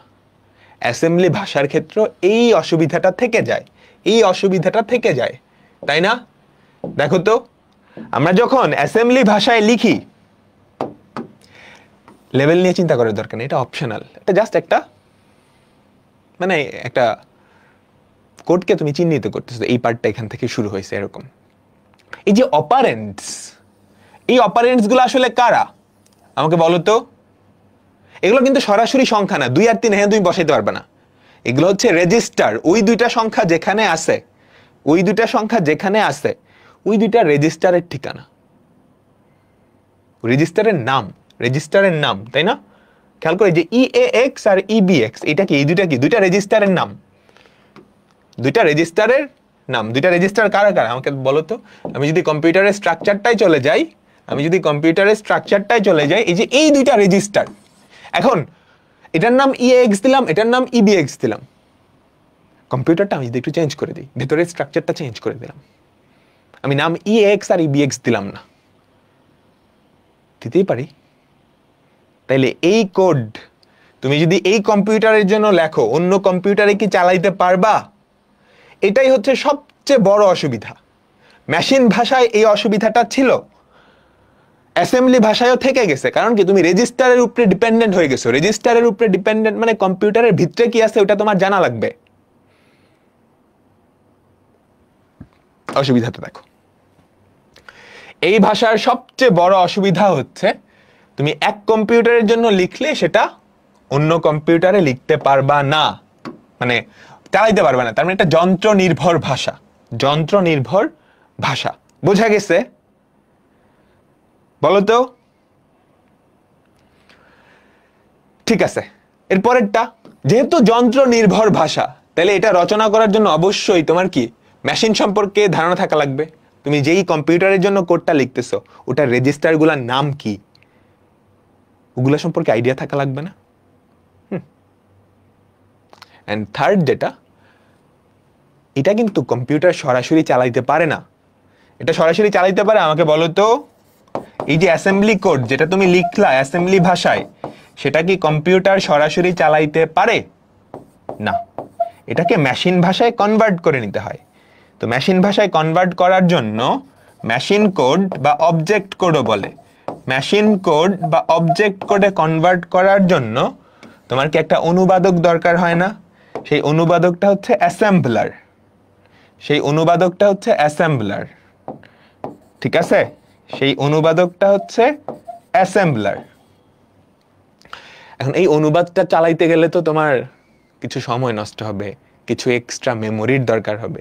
কারণ এই যে অ্যাসেম্বলার, ওটা নিজেও একটা প্রোগ্রাম, এই বেচারা নিজেও একটা প্রোগ্রাম। ওর কাজ হচ্ছে অ্যাসেম্বলি কোডকে মেশিন কোডে কনভার্ট করা, ওই যে অ্যাডকে রিপ্লেস করে অনেকগুলা জিরো বসাবে, এই কাজগুলা, ঠিক আছে? তো অ্যাসেম্বলার চালাতে গেলে তোমার কিছু এক্সট্রা সময় নষ্ট হবে, মেমোরি নষ্ট হবে। তার মানে অ্যাসেম্বলি কোডটা মেশিন কোড থেকে স্লো না? আমাকে বলো তো, অ্যাসেম্বলি কোডটা তাহলে অবশ্যই মেশিন কোড থেকে স্লো হবে, কারণ এটা তো সরাসরি যাচ্ছে না, এটা প্রথমে অনুবাদ হচ্ছে, তারপর যাচ্ছে, ঠিক আছে? অ্যাসেম্বলার এটা নিজেও একটা প্রোগ্রাম। এটা কোন ভাষায় লেখা? এটা অনেক ভাষায় লেখা যায়, এটা অনেক ভাষায় লেখা যায়। আচ্ছা, তোমরা জানো মানুষজন যে চাঁদে গেছিল, আসলে গেছিল না, এটা গুজব। আসলে গেছিল না গুজব? আচ্ছা, আমরা যতটুকু জানি ওটা নিয়েই বলি। 1969 সালে বাংলাদেশ, মানে বাংলাদেশ না সরি, মানুষ চাঁদে যায়। 1969 সালে তো বাংলাদেশ ছিল না। এখন চাঁদে গেছিল যেই নভোযান দিয়ে, অ্যাপোলো, তাই না? অ্যাপোলো 11, তোমাদের মনে আছে নিশ্চয়ই, অ্যাপোলো 11, এইটা দিয়ে মানুষ চাঁদে যায়, মানুষ চাঁদে গেছিল। এখন ওই অ্যাপোলো 11কে সহায়তা করার জন্য একটা কম্পিউটারের মতো মেশিন দেওয়া হয়, যেটাকে বলা হয় অ্যাপোলো গাইডেন্স কম্পিউটার, যেটা নাম ছিল আর কি অ্যাপোলো গাইডেন্স কম্পিউটার। এই কম্পিউটারের কাজ কি ছিল? অনেক কিছু। ধরো বাইরের টেম্পারেচার চেঞ্জ হচ্ছে, ওই টেম্পারেচার অনুযায়ী ভেতরের টেম্পারেচারকে সে সেট করে দিবে। ধরো থার্মোমিটার বাইরে লাগানো ছিল, ওইটার টেম্পারেচার সে কি মনিটর করতো, যখনই একটা সার্টেন টেম্পারেচার ক্রস করবে সে ভেতরের তাপমাত্রা ওভাবে কি রেগুলেট করতো। ঠিক আছে? তো ওই কম্পিউটারটা চালানোর জন্য একটা প্রোগ্রাম লেখা হয়। সেই প্রোগ্রামটা অ্যাসেম্বলি ভাষায় লেখা হয় 1969 সালে, কিন্তু অনেক আগে, 1969 সালে। সেখানে প্রায় 1,45,000 লাইনের মতো কোড ছিল। এবং এই প্রোগ্রামটা লেখার নেতৃত্বে যিনি ছিল, ইনি হচ্ছে এই নারী, ওনার নাম হচ্ছে ভুলে গেছি, মার্গারেট উইলিয়াম মনে হয়, মার্গারেট উইলিয়াম। বুঝছো? প্রোগ্রামিং শিখলে কি ফ্রিল্যান্সিং করে ডলার ইনকাম করা যাবে? হ্যাঁ যাবে, যদি তুমি ওই লেভেলে যাইতে পারো। ঠিক আছে? এই যে দেখছো না, ওনার দেখো সামনে অনেকগুলা বই না, আসলে উনি যে 1,45,000 লাইনের কোড লিখছিল, ওই কোডগুলো এখানে লেখা আছে এই খাতায়। দেখছো? এটা কিন্তু 1969 সালে অ্যাসেম্বলি ল্যাঙ্গুয়েজ দিয়েই কি করে ফেলছে, মানুষজন চাঁদে চলে গেছে। আচ্ছা, তো অ্যাসেম্বলি ল্যাঙ্গুয়েজের সমস্যা কোথায়? সবচেয়ে বড় অসুবিধা হচ্ছে তুমি যদি একটা কম্পিউটারের জন্য লেখো, সেটা অন্য কম্পিউটারে ব্যবহার করা যায় না। তো এই সমস্যা দূর করার জন্য আমাদের উচ্চতর ভাষা, আগের যে দুটো আছে না, এগুলাকে নর্মালি লো লেভেল ভাষা বলা হয়। ঠিক আছে? আমাদের আগের যে দুটা ভাষা ছিল, মেশিন ল্যাঙ্গুয়েজ আর হচ্ছে অ্যাসেম্বলি ল্যাঙ্গুয়েজ, এই দুটাকে লো লেভেল ভাষা বলা হয়, লো লেভেল ল্যাঙ্গুয়েজ। তারপর আমরা হাই লেভেল ল্যাঙ্গুয়েজে শিফট করলাম। এই হাই লেভেল ল্যাঙ্গুয়েজগুলো কেমন? এটা অনেকটা মানুষের ভাষার মতো, ইংরেজি ভাষার মতো, এবং কম্পিউটারের উপরে ডিপেন্ডেন্সি নাই। মানে তুমি একটা প্রোগ্রাম লিখলে সেটা সব কম্পিউটারে চালাইতে পারবা, এটা কিন্তু ইম্পর্টেন্ট। নাহলে তুমি একটা গেম বানাইছো, এই গেম যদি খালি তোমার কম্পিউটারেই খেলা যায় তাহলে হইলো, তুমি বেচতে পারবা না তো কারোর কাছে। গেম বেচে কিন্তু মানুষ কোটি কোটি টাকা ইনকাম করে, তাই না? তো এই হাই লেভেল ল্যাঙ্গুয়েজগুলার মেইন সুবিধাটা হচ্ছে এটা কম্পিউটারের উপরে ডিপেন্ডেন্ট না। তো এই যে হাই লেভেল ল্যাঙ্গুয়েজ, এরা মূলত থার্ড জেনারেশন থেকে শুরু হয়েছে। আমাদের যেই থার্ড জেনারেশন, ফার্স্ট জেনারেশন কি ছিল? Machine language, second generation assembly, third generation থেকে আমাদের এই হাই লেভেল ল্যাঙ্গুয়েজগুলো শুরু হয়। এগুলোর বৈশিষ্ট্য কি? অনেকটা ইংরেজি ভাষার মতো। এই প্রোগ্রামিং ভাষা যন্ত্র নির্ভর না, সবচেয়ে ইম্পর্টেন্ট। আমাদের অ্যাসেম্বলি আর মেশিন কোড যন্ত্রের উপরে ডিপেন্ড করতো। আমরা রেজিস্টারের নাম পর্যন্ত লিখে দিতাম বা রেজিস্টারের ঠিকানা লিখে দিতাম, তাই না? কিন্তু এখানে এগুলা লাগবে না। আচ্ছা, এটা মানুষের জন্য বোঝা খুব সহজ, আমাদের জন্য বোঝা খুব সহজ, কিন্তু কম্পিউটার বাবাজি তো আর বুঝবে না, ও তো খালি 0 আর 1 বুঝে। কিন্তু কম্পিউটার সরাসরি বুঝতে পারে না। এটা হচ্ছে আমাদের তৃতীয় প্রজন্মের ভাষা, বুঝছো? বলেই দিছি। তো কম্পিউটার যেহেতু সরাসরি বুঝতে পারে না, তার মানে ওকে বোঝানোর জন্য আমাকে কি করতে হবে? এই ভাষায় লেখা প্রোগ্রামকে ফার্স্টে ট্রান্সলেট করতে হবে। কোথায়? মেশিন ভাষায় 0 আর 1 দিয়ে। তো এই যে তৃতীয় প্রজন্মের যে ল্যাঙ্গুয়েজগুলা, এখানে অনেকগুলা নাম দেওয়া আছে, এগুলো এখনো ব্যবহার করা হয়। C plus plus, Java, Python, এই ল্যাঙ্গুয়েজগুলা অনেক আগে আবিষ্কৃত হয়েছে, কিন্তু এখনো এগুলোর আপডেটেড ভার্সনগুলো এখনো ব্যবহার করা হয়। বুঝতে পারছো? তোমরা এই যে ওয়েব অ্যাপে ক্লাস করতেছো বা ফেসবুকে ক্লাস করতেছো, সেটাও আসলে পাইথনের একটা ফ্রেমওয়ার্ক, পাইথন, জাভাস্ক্রিপ্ট, ওগুলোর একটা ফ্রেমওয়ার্ক দিয়ে তৈরি করা। আমি যদি আমাদের সাথে কমিউনিকেট করতেছি ফেসবুক লাইভ ক্লাস, ওগুলোও কিন্তু প্রোগ্রামিং ল্যাঙ্গুয়েজ দিয়েই লেখা সবকিছু।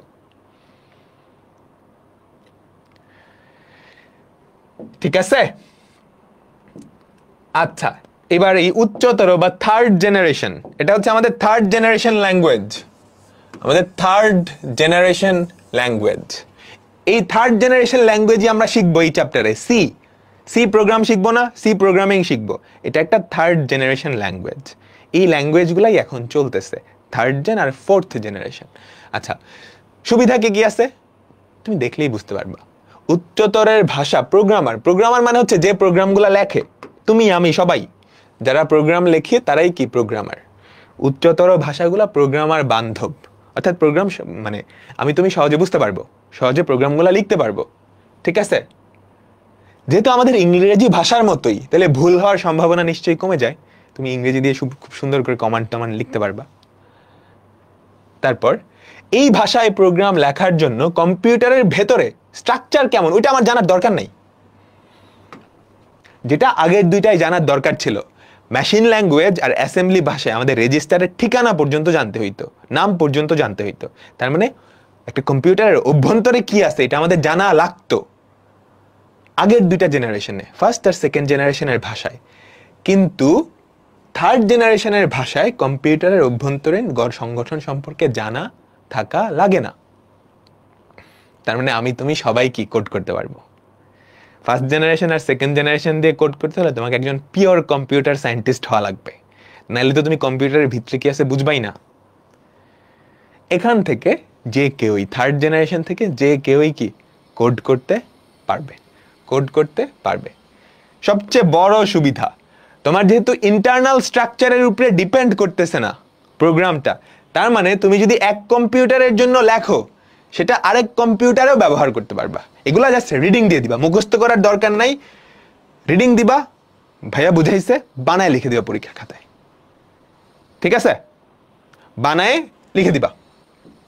এবার আসো, এই যে উচ্চতর ভাষা যেগুলো আছে এগুলার অসুবিধা কোথায়, এগুলার অসুবিধাটা কোথায়?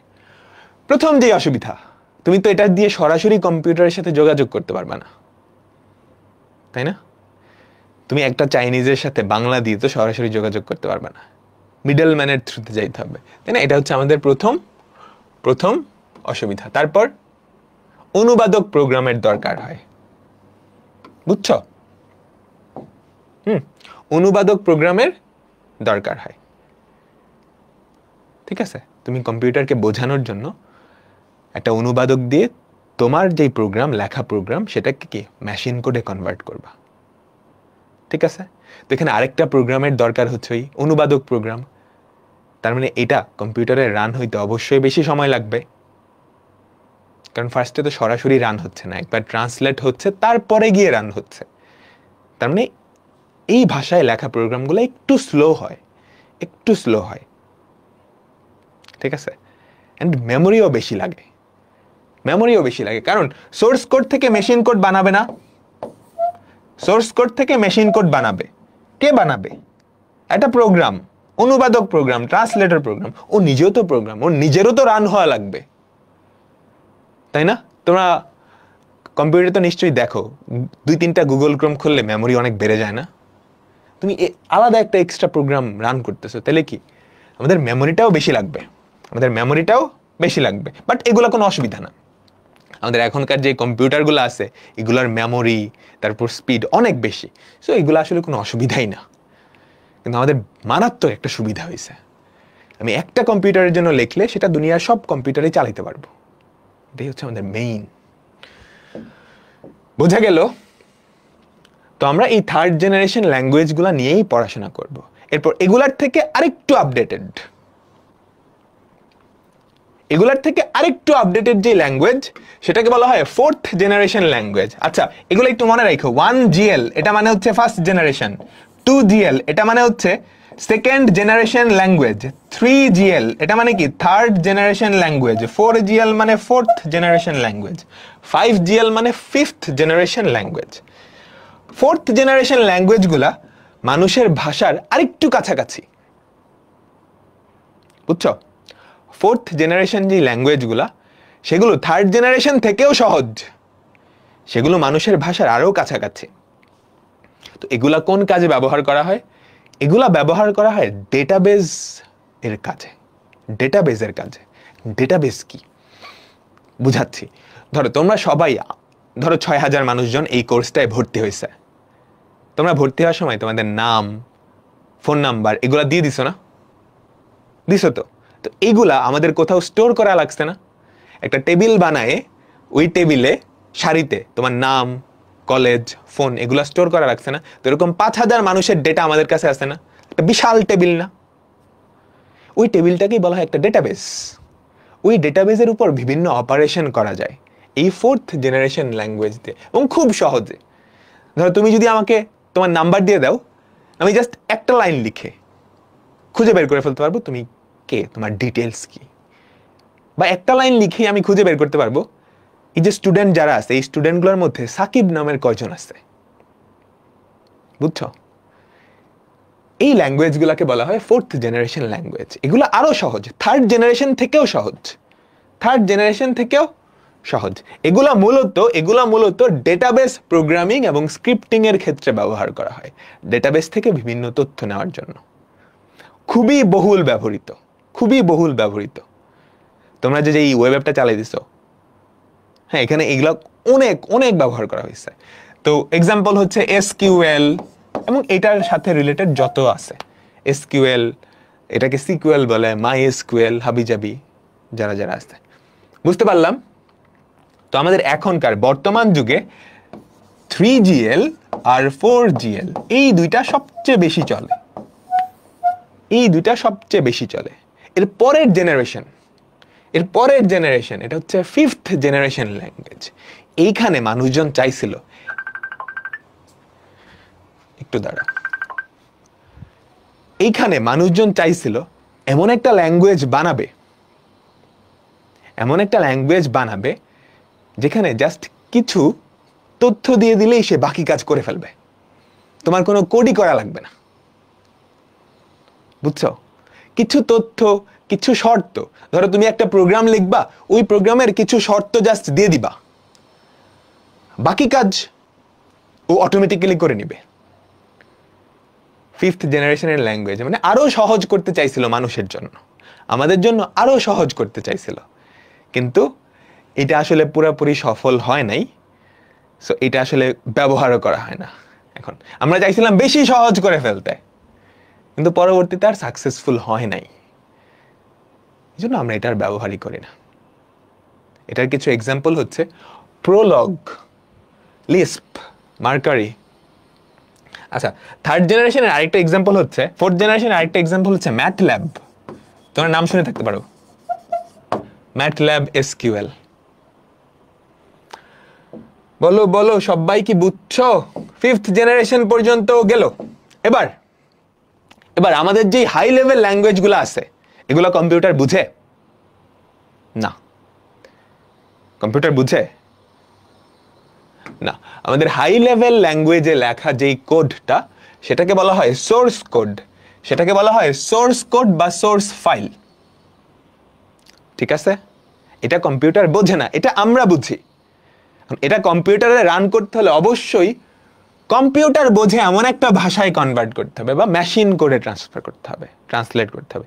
এই কাজটা যেই বেচারা করে সেই হচ্ছে আমাদের মাঝখানের এই জিনিসটা, ট্রান্সলেটর বা অনুবাদক প্রোগ্রাম। ও নিজেও একটা প্রোগ্রাম। ওর কাজ হচ্ছে এটারে ধরে 0 আর 1 কনভার্ট করো। বুঝছো? এখন এই যে ট্রান্সলেটর বা অনুবাদক প্রোগ্রাম আসলে 3 ধরনের। এই ট্রান্সলেটর বা অনুবাদক প্রোগ্রাম 3 ধরনের। প্রথমটা হচ্ছে অ্যাসেম্বলার, আমরা শিখে আসছি। অ্যাসেম্বলার অ্যাসেম্বলি ভাষাকে মেশিন কোডে কনভার্ট করে। অ্যাসেম্বলার কি করে?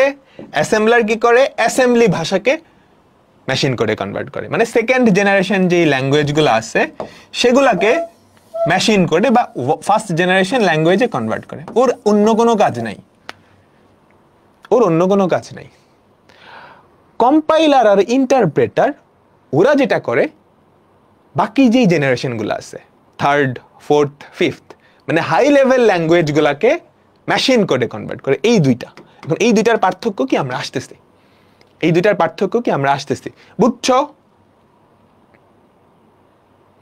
এই দুইটার কাজ হাই লেভেল ল্যাঙ্গুয়েজকে মেশিন কোডে কনভার্ট করা, আর এটার কাজ কি?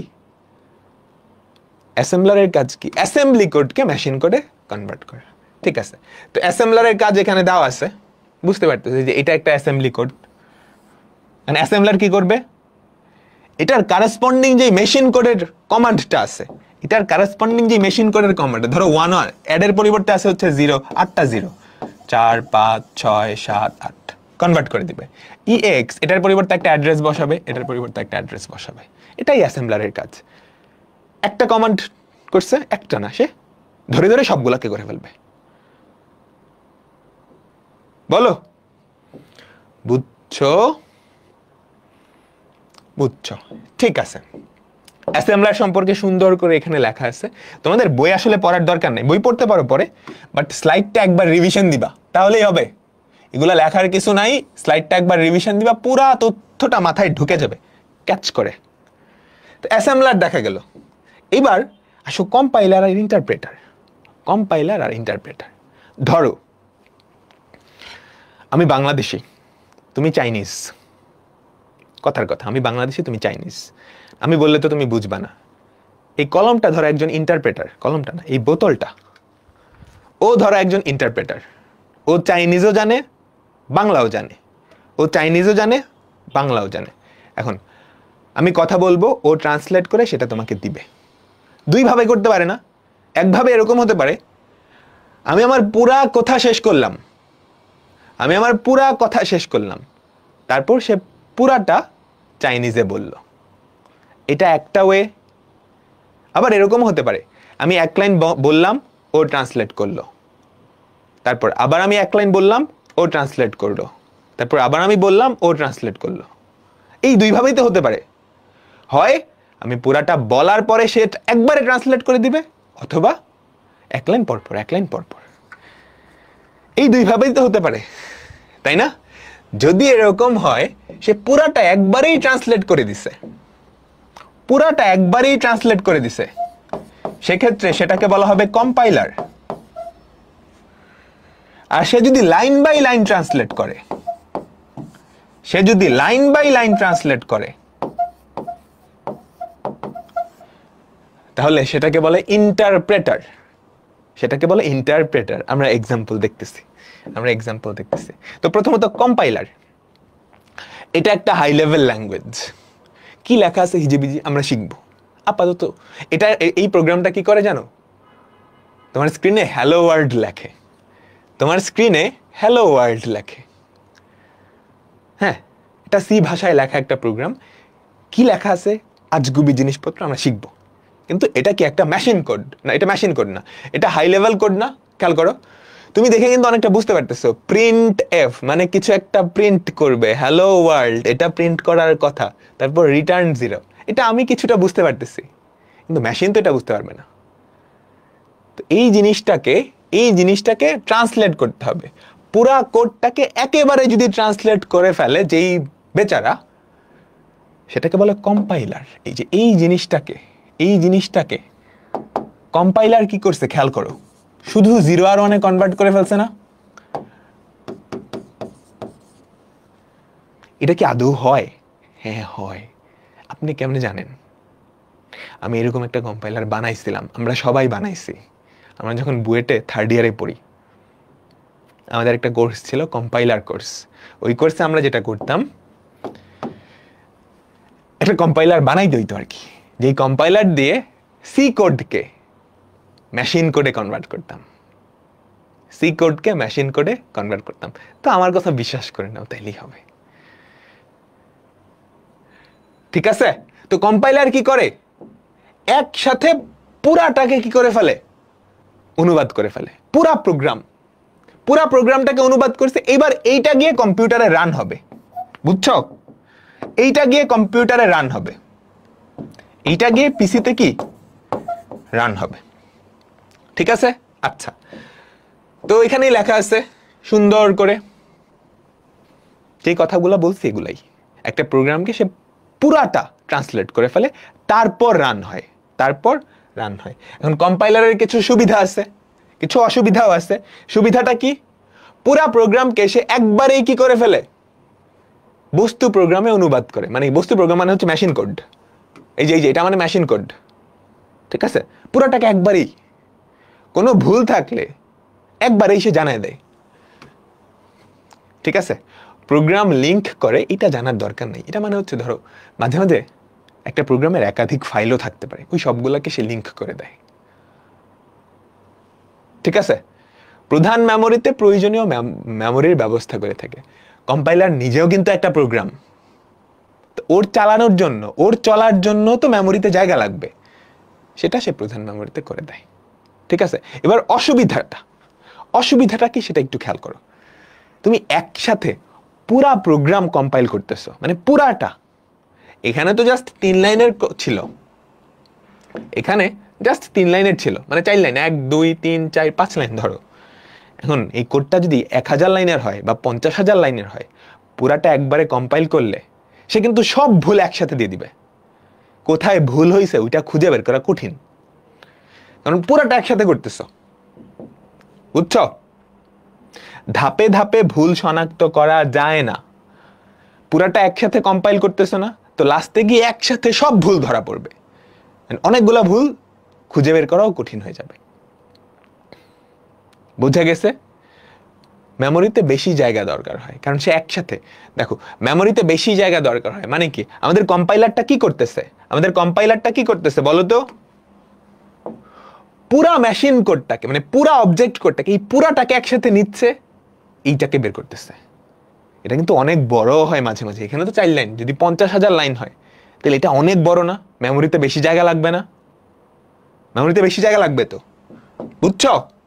মেমোরিতে বেশি জায়গার প্রয়োজন হয়, এটা হচ্ছে অসুবিধা। কম্পাইলারের ব্যাপারটা বোঝা গেছে? হ্যাঁ, সুবিধাটা কি, এটা তাড়াতাড়ি হয়, মানে একসাথে পুরাটা হয়ে যাচ্ছে, এটাই সবচেয়ে বড় সুবিধা। একসাথে পুরাটা কম্পাইল হয়ে যাচ্ছে, পুরা কোডটা, তারপরে গিয়ে কম্পিউটারে রান হবে। আগে ট্রান্সলেট হয়েছে, তারপরে গিয়ে রান হবে। অসুবিধাটা কি, একসাথে যেহেতু পুরাটা কম্পাইল হইতেছে, একসাথে সব ভুল আসলে না ঝামেলা হয়, আর মেমোরিতে একটু বেশি জায়গা লাগে। এবার চলে আসো ইন্টারপ্রেটার। ইন্টারপ্রেটার যেটা করবে, পাইথন ইন্টারপ্রেটার দিয়ে চলে, সি কম্পাইলার দিয়ে চলে। পাইথন ভাষাটার নাম শুনছো নিশ্চয়ই, পাইথনের ইন্টারপ্রেটার দিয়ে চলে। তো ইন্টারপ্রেটার যেটা করে, ও এক লাইন ইন্টারপ্রেট করবে। এই যে দেখো, ও প্রথমত এই লাইনটা ইন্টারপ্রেট করবে, মানে এটাকে মেশিন করে নিবে, এইটাকে মেশিন করে নিবে, এটাকে তারপর রান করে ফেলবে, কম্পিউটারে রান করে ফেলবে, যেটা কিন্তু কম্পাইলার করতো না। কম্পাইল পুরাটাকে মেশিন করে নিয়ে তারপর রান করতো। তারপর কি করবে, পরের লাইন, এর পরের লাইন সে মেশিন করে নিবে, রান করে ফেলবে। তারপরের লাইনও সেম কাহিনী। বুঝছো? তার মানে সে লাইন বাই লাইন মেশিন করে নিচ্ছে এবং রান করে ফেলতেছে, মেশিন করে নিচ্ছে এবং রান করে ফেলতেছে। পুরাটা একসাথে সে মেশিন করে নিচ্ছে না। বুঝছো? এইবার বলো তাহলে ইন্টারপ্রেটারের সুবিধাটা কি? ইন্টারপ্রেটার কি আছে এখানে লেখা আছে, পড়ে নিও। আমি যেটা বলছি ওটাই এরা একটু তেল মশলা মিশায় লেখছে আর কি। ঠিক আছে, ইন্টারপ্রেটারের সুবিধাটা কি? এক লাইন করে কাজ করে, মানে এক লাইন করে কাজ করে। আচ্ছা, আরেকটা জিনিস একটু দেখাই। ধরো সে 2 লাইন রান করছে, এখানে এসে একটা ভুল পাইছে, সে এখানেই থেমে যাবে এবং বলবে এখানে একটা ভুল। বুঝছো? অনেক টাইপের ভুল হতে পারে, আমরা দেখবো। ধরো তুমি কি করছো, a = দিলা 10, b = দিলা 0, তারপর ধরো c = a/b, নিচে ধরো হাবিজাবি অনেক লাইন লিখছো। ইন্টারপ্রেটার যেটা করে, ও এখানে এসে দেখে ভুল, সে আর পরের লাইনগুলো এক্সিকিউটই করে না। ভুল কি, এই যে 0 দিয়ে ভাগ করতেছো, সে আর পরের লাইনগুলো এক্সিকিউটই করে না, সে এখানে এসেই থেমে যায় এবং বলে এখানে একটা ভুল করছো। একটা একটা করে ভুল সে কিন্তু দেখাই দিতেছে, এন্ড পুরাটা কম্পাইলও করা লাগতেছে না। বুঝছো? মাঝে মাঝে কম্পাইল করা কিন্তু অনেক, এমনও হয় যে একদিন লাগে কম্পাইল করতে, 2-3 ঘন্টা লাগে কম্পাইল করতে। এখন পুরাটা কম্পাইল করে 2-3 ঘন্টা বসে তুমি দেখলে এখানে একটা ভুল হয়েছে, তো মাথায় হাত হবে, আমার 2-3 ঘন্টা নষ্ট। ইন্টারপ্রেটার যেটা করে, স্টেপ বাই স্টেপ যায়, যেখানে ভুল ওখানেই দেখায় দেয়, এবং ওখানে থেমে যায়, ওখানে থেমে যায়, বুঝছো? এই জন্য এই ইন্টারপ্রেটার ব্যবহার করে প্রোগ্রামের ভুল সংশোধন করা বা পরিবর্তন করাটা সহজ। ঠিক আছে? আচ্ছা, ইন্টারপ্রেটার একটা লাইন নেয়, একটা লাইন আউটপুট দেয়। কম্পাইলার কিন্তু একসাথে পুরাটা নিচ্ছে, তাহলে ইন্টারপ্রেটারের আকার অবশ্যই ছোট হবে। ওর মেমোরিও কম লাগবে। ঠিক আছে, ওর মেমোরিও কি কম লাগবে। আচ্ছা, এইবার কম্পাইলার একসাথে পুরাটাকে কম্পাইল করে। একসাথে পুরাটাকে তো কম্পাইল করতে পারবে না। ও কি করবে? লাইন বাই লাইন কম্পাইল করে স্টোর করে রাখতে থাকে, তাই না? আমাকে বলো কম্পাইলার যেটা করে, এটা কম্পাইল করলো, কম্পাইল করে পুরাটা হইছে, এরপর রান করবে। ও কিন্তু অনুবাদ করে লাইন বাই লাইনে অনুবাদ করতেছে, সবটা একসাথে অনুবাদ হইছে, তারপর রান করে। হ্যাঁ, ইন্টারপ্রেটার কি করে? লাইন বাই লাইন অনুবাদ করে, অনুবাদ করার সাথে সাথে রানও করে দেয়। এই যে মেশিন কোড বানাও, কম্পিউটারকে দিয়ে দাও, ও রান করে ফেলুক। তাহলে তুমি ধরো মেশিন কোড বানাইছো, রান করে ফেলছো, তাহলে এটা আর স্টোর করার দরকার আছে? এটা আর মেমোরিতে রাখার দরকার আছে? এটা তো রানই করে ফেলছো, ওটা ফালাই দাও না। যেটা কম্পাইলারের ক্ষেত্রে লাগে, কম্পাইলার পুরাটা একসাথে না হওয়া পর্যন্ত রান করে না, বুঝছো? তার মানে কম্পাইলারের ক্ষেত্রে আমাদের অনুদিত যেই বস্তু প্রোগ্রাম, অবজেক্ট প্রোগ্রাম বা মেশিন কোড, সেটা মেমোরিতে সেভ করা লাগে না। তুমি এক লাইন ইন্টারপ্রেট করছো, রান করে দিছো, ওই লাইন ফালাই দাও, পরের লাইন ইন্টারপ্রেট করছো, রান করছো। ঠিক আছে, এবার আসো ইন্টারপ্রেটারের অসুবিধাটা কি? ইন্টারপ্রেটারের অসুবিধা হচ্ছে লাইন বাই লাইন তুমি করতেছো, মেশিন কোডে নিচ্ছ, রান করতেছো, সময় বেশি লাগবে। এটাই একমাত্র অসুবিধা। ঠিক আছে, বলো, এটাই কি আমাদের একমাত্র অসুবিধা? নিচেরটা আপাতত দরকার নাই। তো এই যে ইন্টারপ্রেটার, অ্যাসেম্বলার আর কি কম্পাইলার, ওদের পার্থক্য জানা লাগবে। স্পেশালি ইন্টারপ্রেটার আর কম্পাইলারের পার্থক্য, এই যে এই দুইটার পার্থক্য, ওটা লাগবে না, অ্যাসেম্বলার অতটা ইম্পর্টেন্ট না, বাট ইন্টারপ্রেটার আর কম্পাইলারের পার্থক্য লাগবে। আমি যে বুঝাইছি এটা থেকেই তোমরা বানায় লিখতে পারবা না, একবার খালি রিডিং দিবা, তাইলেই হবে। ঠিক আছে, ইন্টারপ্রেটার ব্যবহার করে এমন একটা ল্যাঙ্গুয়েজ হচ্ছে পাইথন। কম্পাইলার ব্যবহার করে এমন একটা ল্যাঙ্গুয়েজ হচ্ছে সি। বুঝছো? এগুলো একটু দেখে নিবা। দুটাই অনুবাদক প্রোগ্রাম।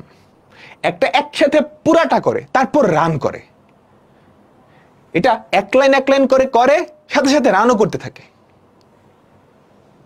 কম্পাইলার একটু ধীর, মানে একসাথে যেহেতু পুরাটা করতেছে। ইন্টারপ্রেটার ফাস্ট, বাট একসাথে করতে গেলে কিন্তু মানে তুমি যদি ওভারঅল রান টাইম চিন্তা করবে না, ওভারঅল কতক্ষণ রাখছে, তাহলে ইন্টারপ্রেটার কিন্তু স্লো। ঠিক আছে, ইন্টারপ্রেটার কিন্তু স্লো, বুঝছো? তারপর আকার কেমন, এগুলো একটু জাস্ট দেখে নিবা। তো এর মাধ্যমে আমাদের আজকের ক্লাসটা শেষ। কিছু জিনিসপত্র বাকি আছে, আমরা কিছু এমসিকিউ পড়বো। এখান থেকে মূলত এমসিকিউ আসে। তো আমার সাথে সাথে সবাই অ্যান্সার দিবা, দেখো কোন ভাষায় লিখিত প্রোগ্রামের জন্য অনুবাদকের প্রয়োজন হয় না। অনুবাদক মানে কি? অ্যাসেম্বলার, ইন্টারপ্রেটার, কম্পাইলার, এগুলা লাগে না। কোন ভাষায় লিখিত প্রোগ্রামের জন্য অনুবাদকের প্রয়োজন হয় না? মেশিন ভাষা, ওটা তো কম্পিউটার বুঝেই। আমি চাইনিজে বললে ওই চাইনিজ বেটা তো বুঝবেই, তাই না? মেশিন ভাষা। ঠিক আছে, তারপরেরটা সাংকেতিক চিহ্ন দিয়ে লিখিত ভাষা কোনটা? সাংকেতিক চিহ্ন, কোন ভাষাকে সাংকেতিক ভাষা বলা হয়? পড়াইছি, কোন ভাষাকে সাংকেতিক ভাষা বলা হয়?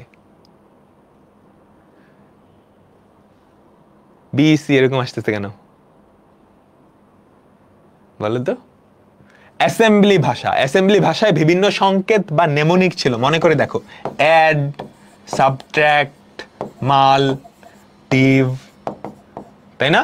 এগুলা কি আমাদের সংকেত বিভিন্ন নেমোনিক ইউজ করতাম আমরা অ্যাসেম্বলি ভাষায়, বুঝছো?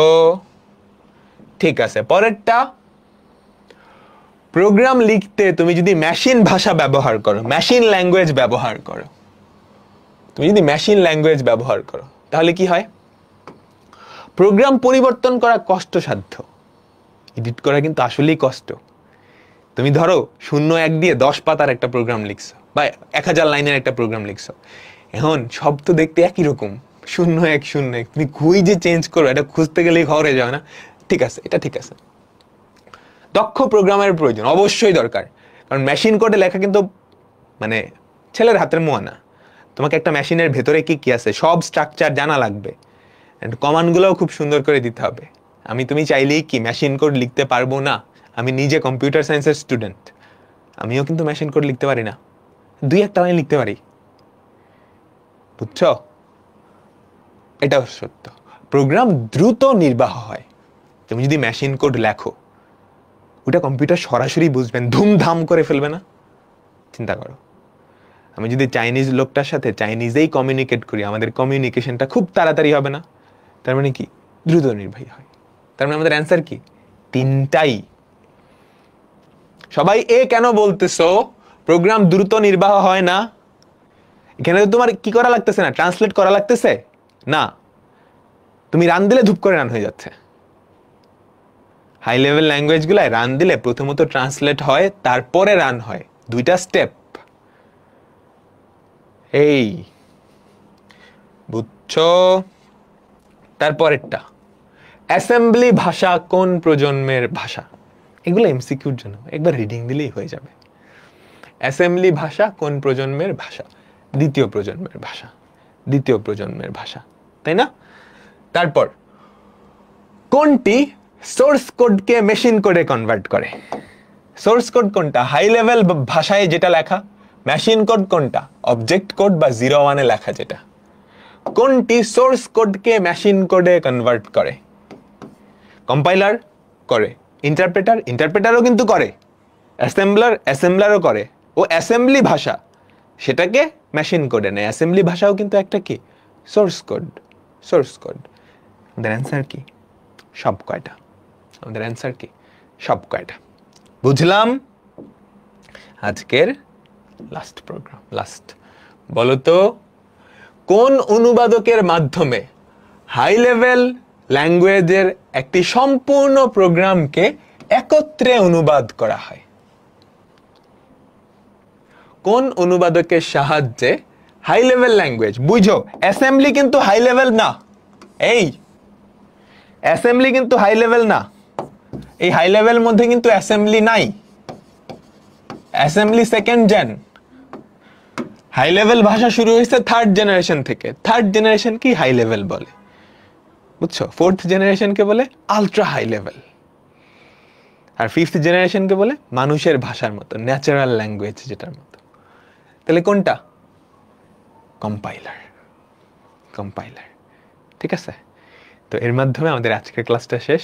একটু বোরিং টপিক ছিল, তারপরেও আশা করি তোমরা গল্পের মতো করে সব কিছু বুঝছো। তো এখান থেকে খুব বেশি প্রশ্ন আসে না। নেক্সট ক্লাস আর 2-3 ক্লাস, এর পরের ক্লাস থেকে আশা করি ইন্টারেস্টিং হওয়া শুরু করবে। আমরা যখন প্রোগ্রামিং শুরু করব তখন ব্যাপারটা আরও বেশি ইন্টারেস্টিং হবে। তো আমরা হয়তো আর 2টা ক্লাস পরেই প্রোগ্রামিং, 4 নাম্বার ক্লাস থেকে আমরা ইনশাল্লাহ প্রোগ্রামিং শুরু করব। তো দেখা হবে। আমি স্লাইডটা এখনই দিয়ে দিচ্ছি, একটা রিভিশন দিয়ে দিও এখনই, ঠিক আছে? একটা রিভিশন দিয়ে দিও। আল্লাহ হাফেজ।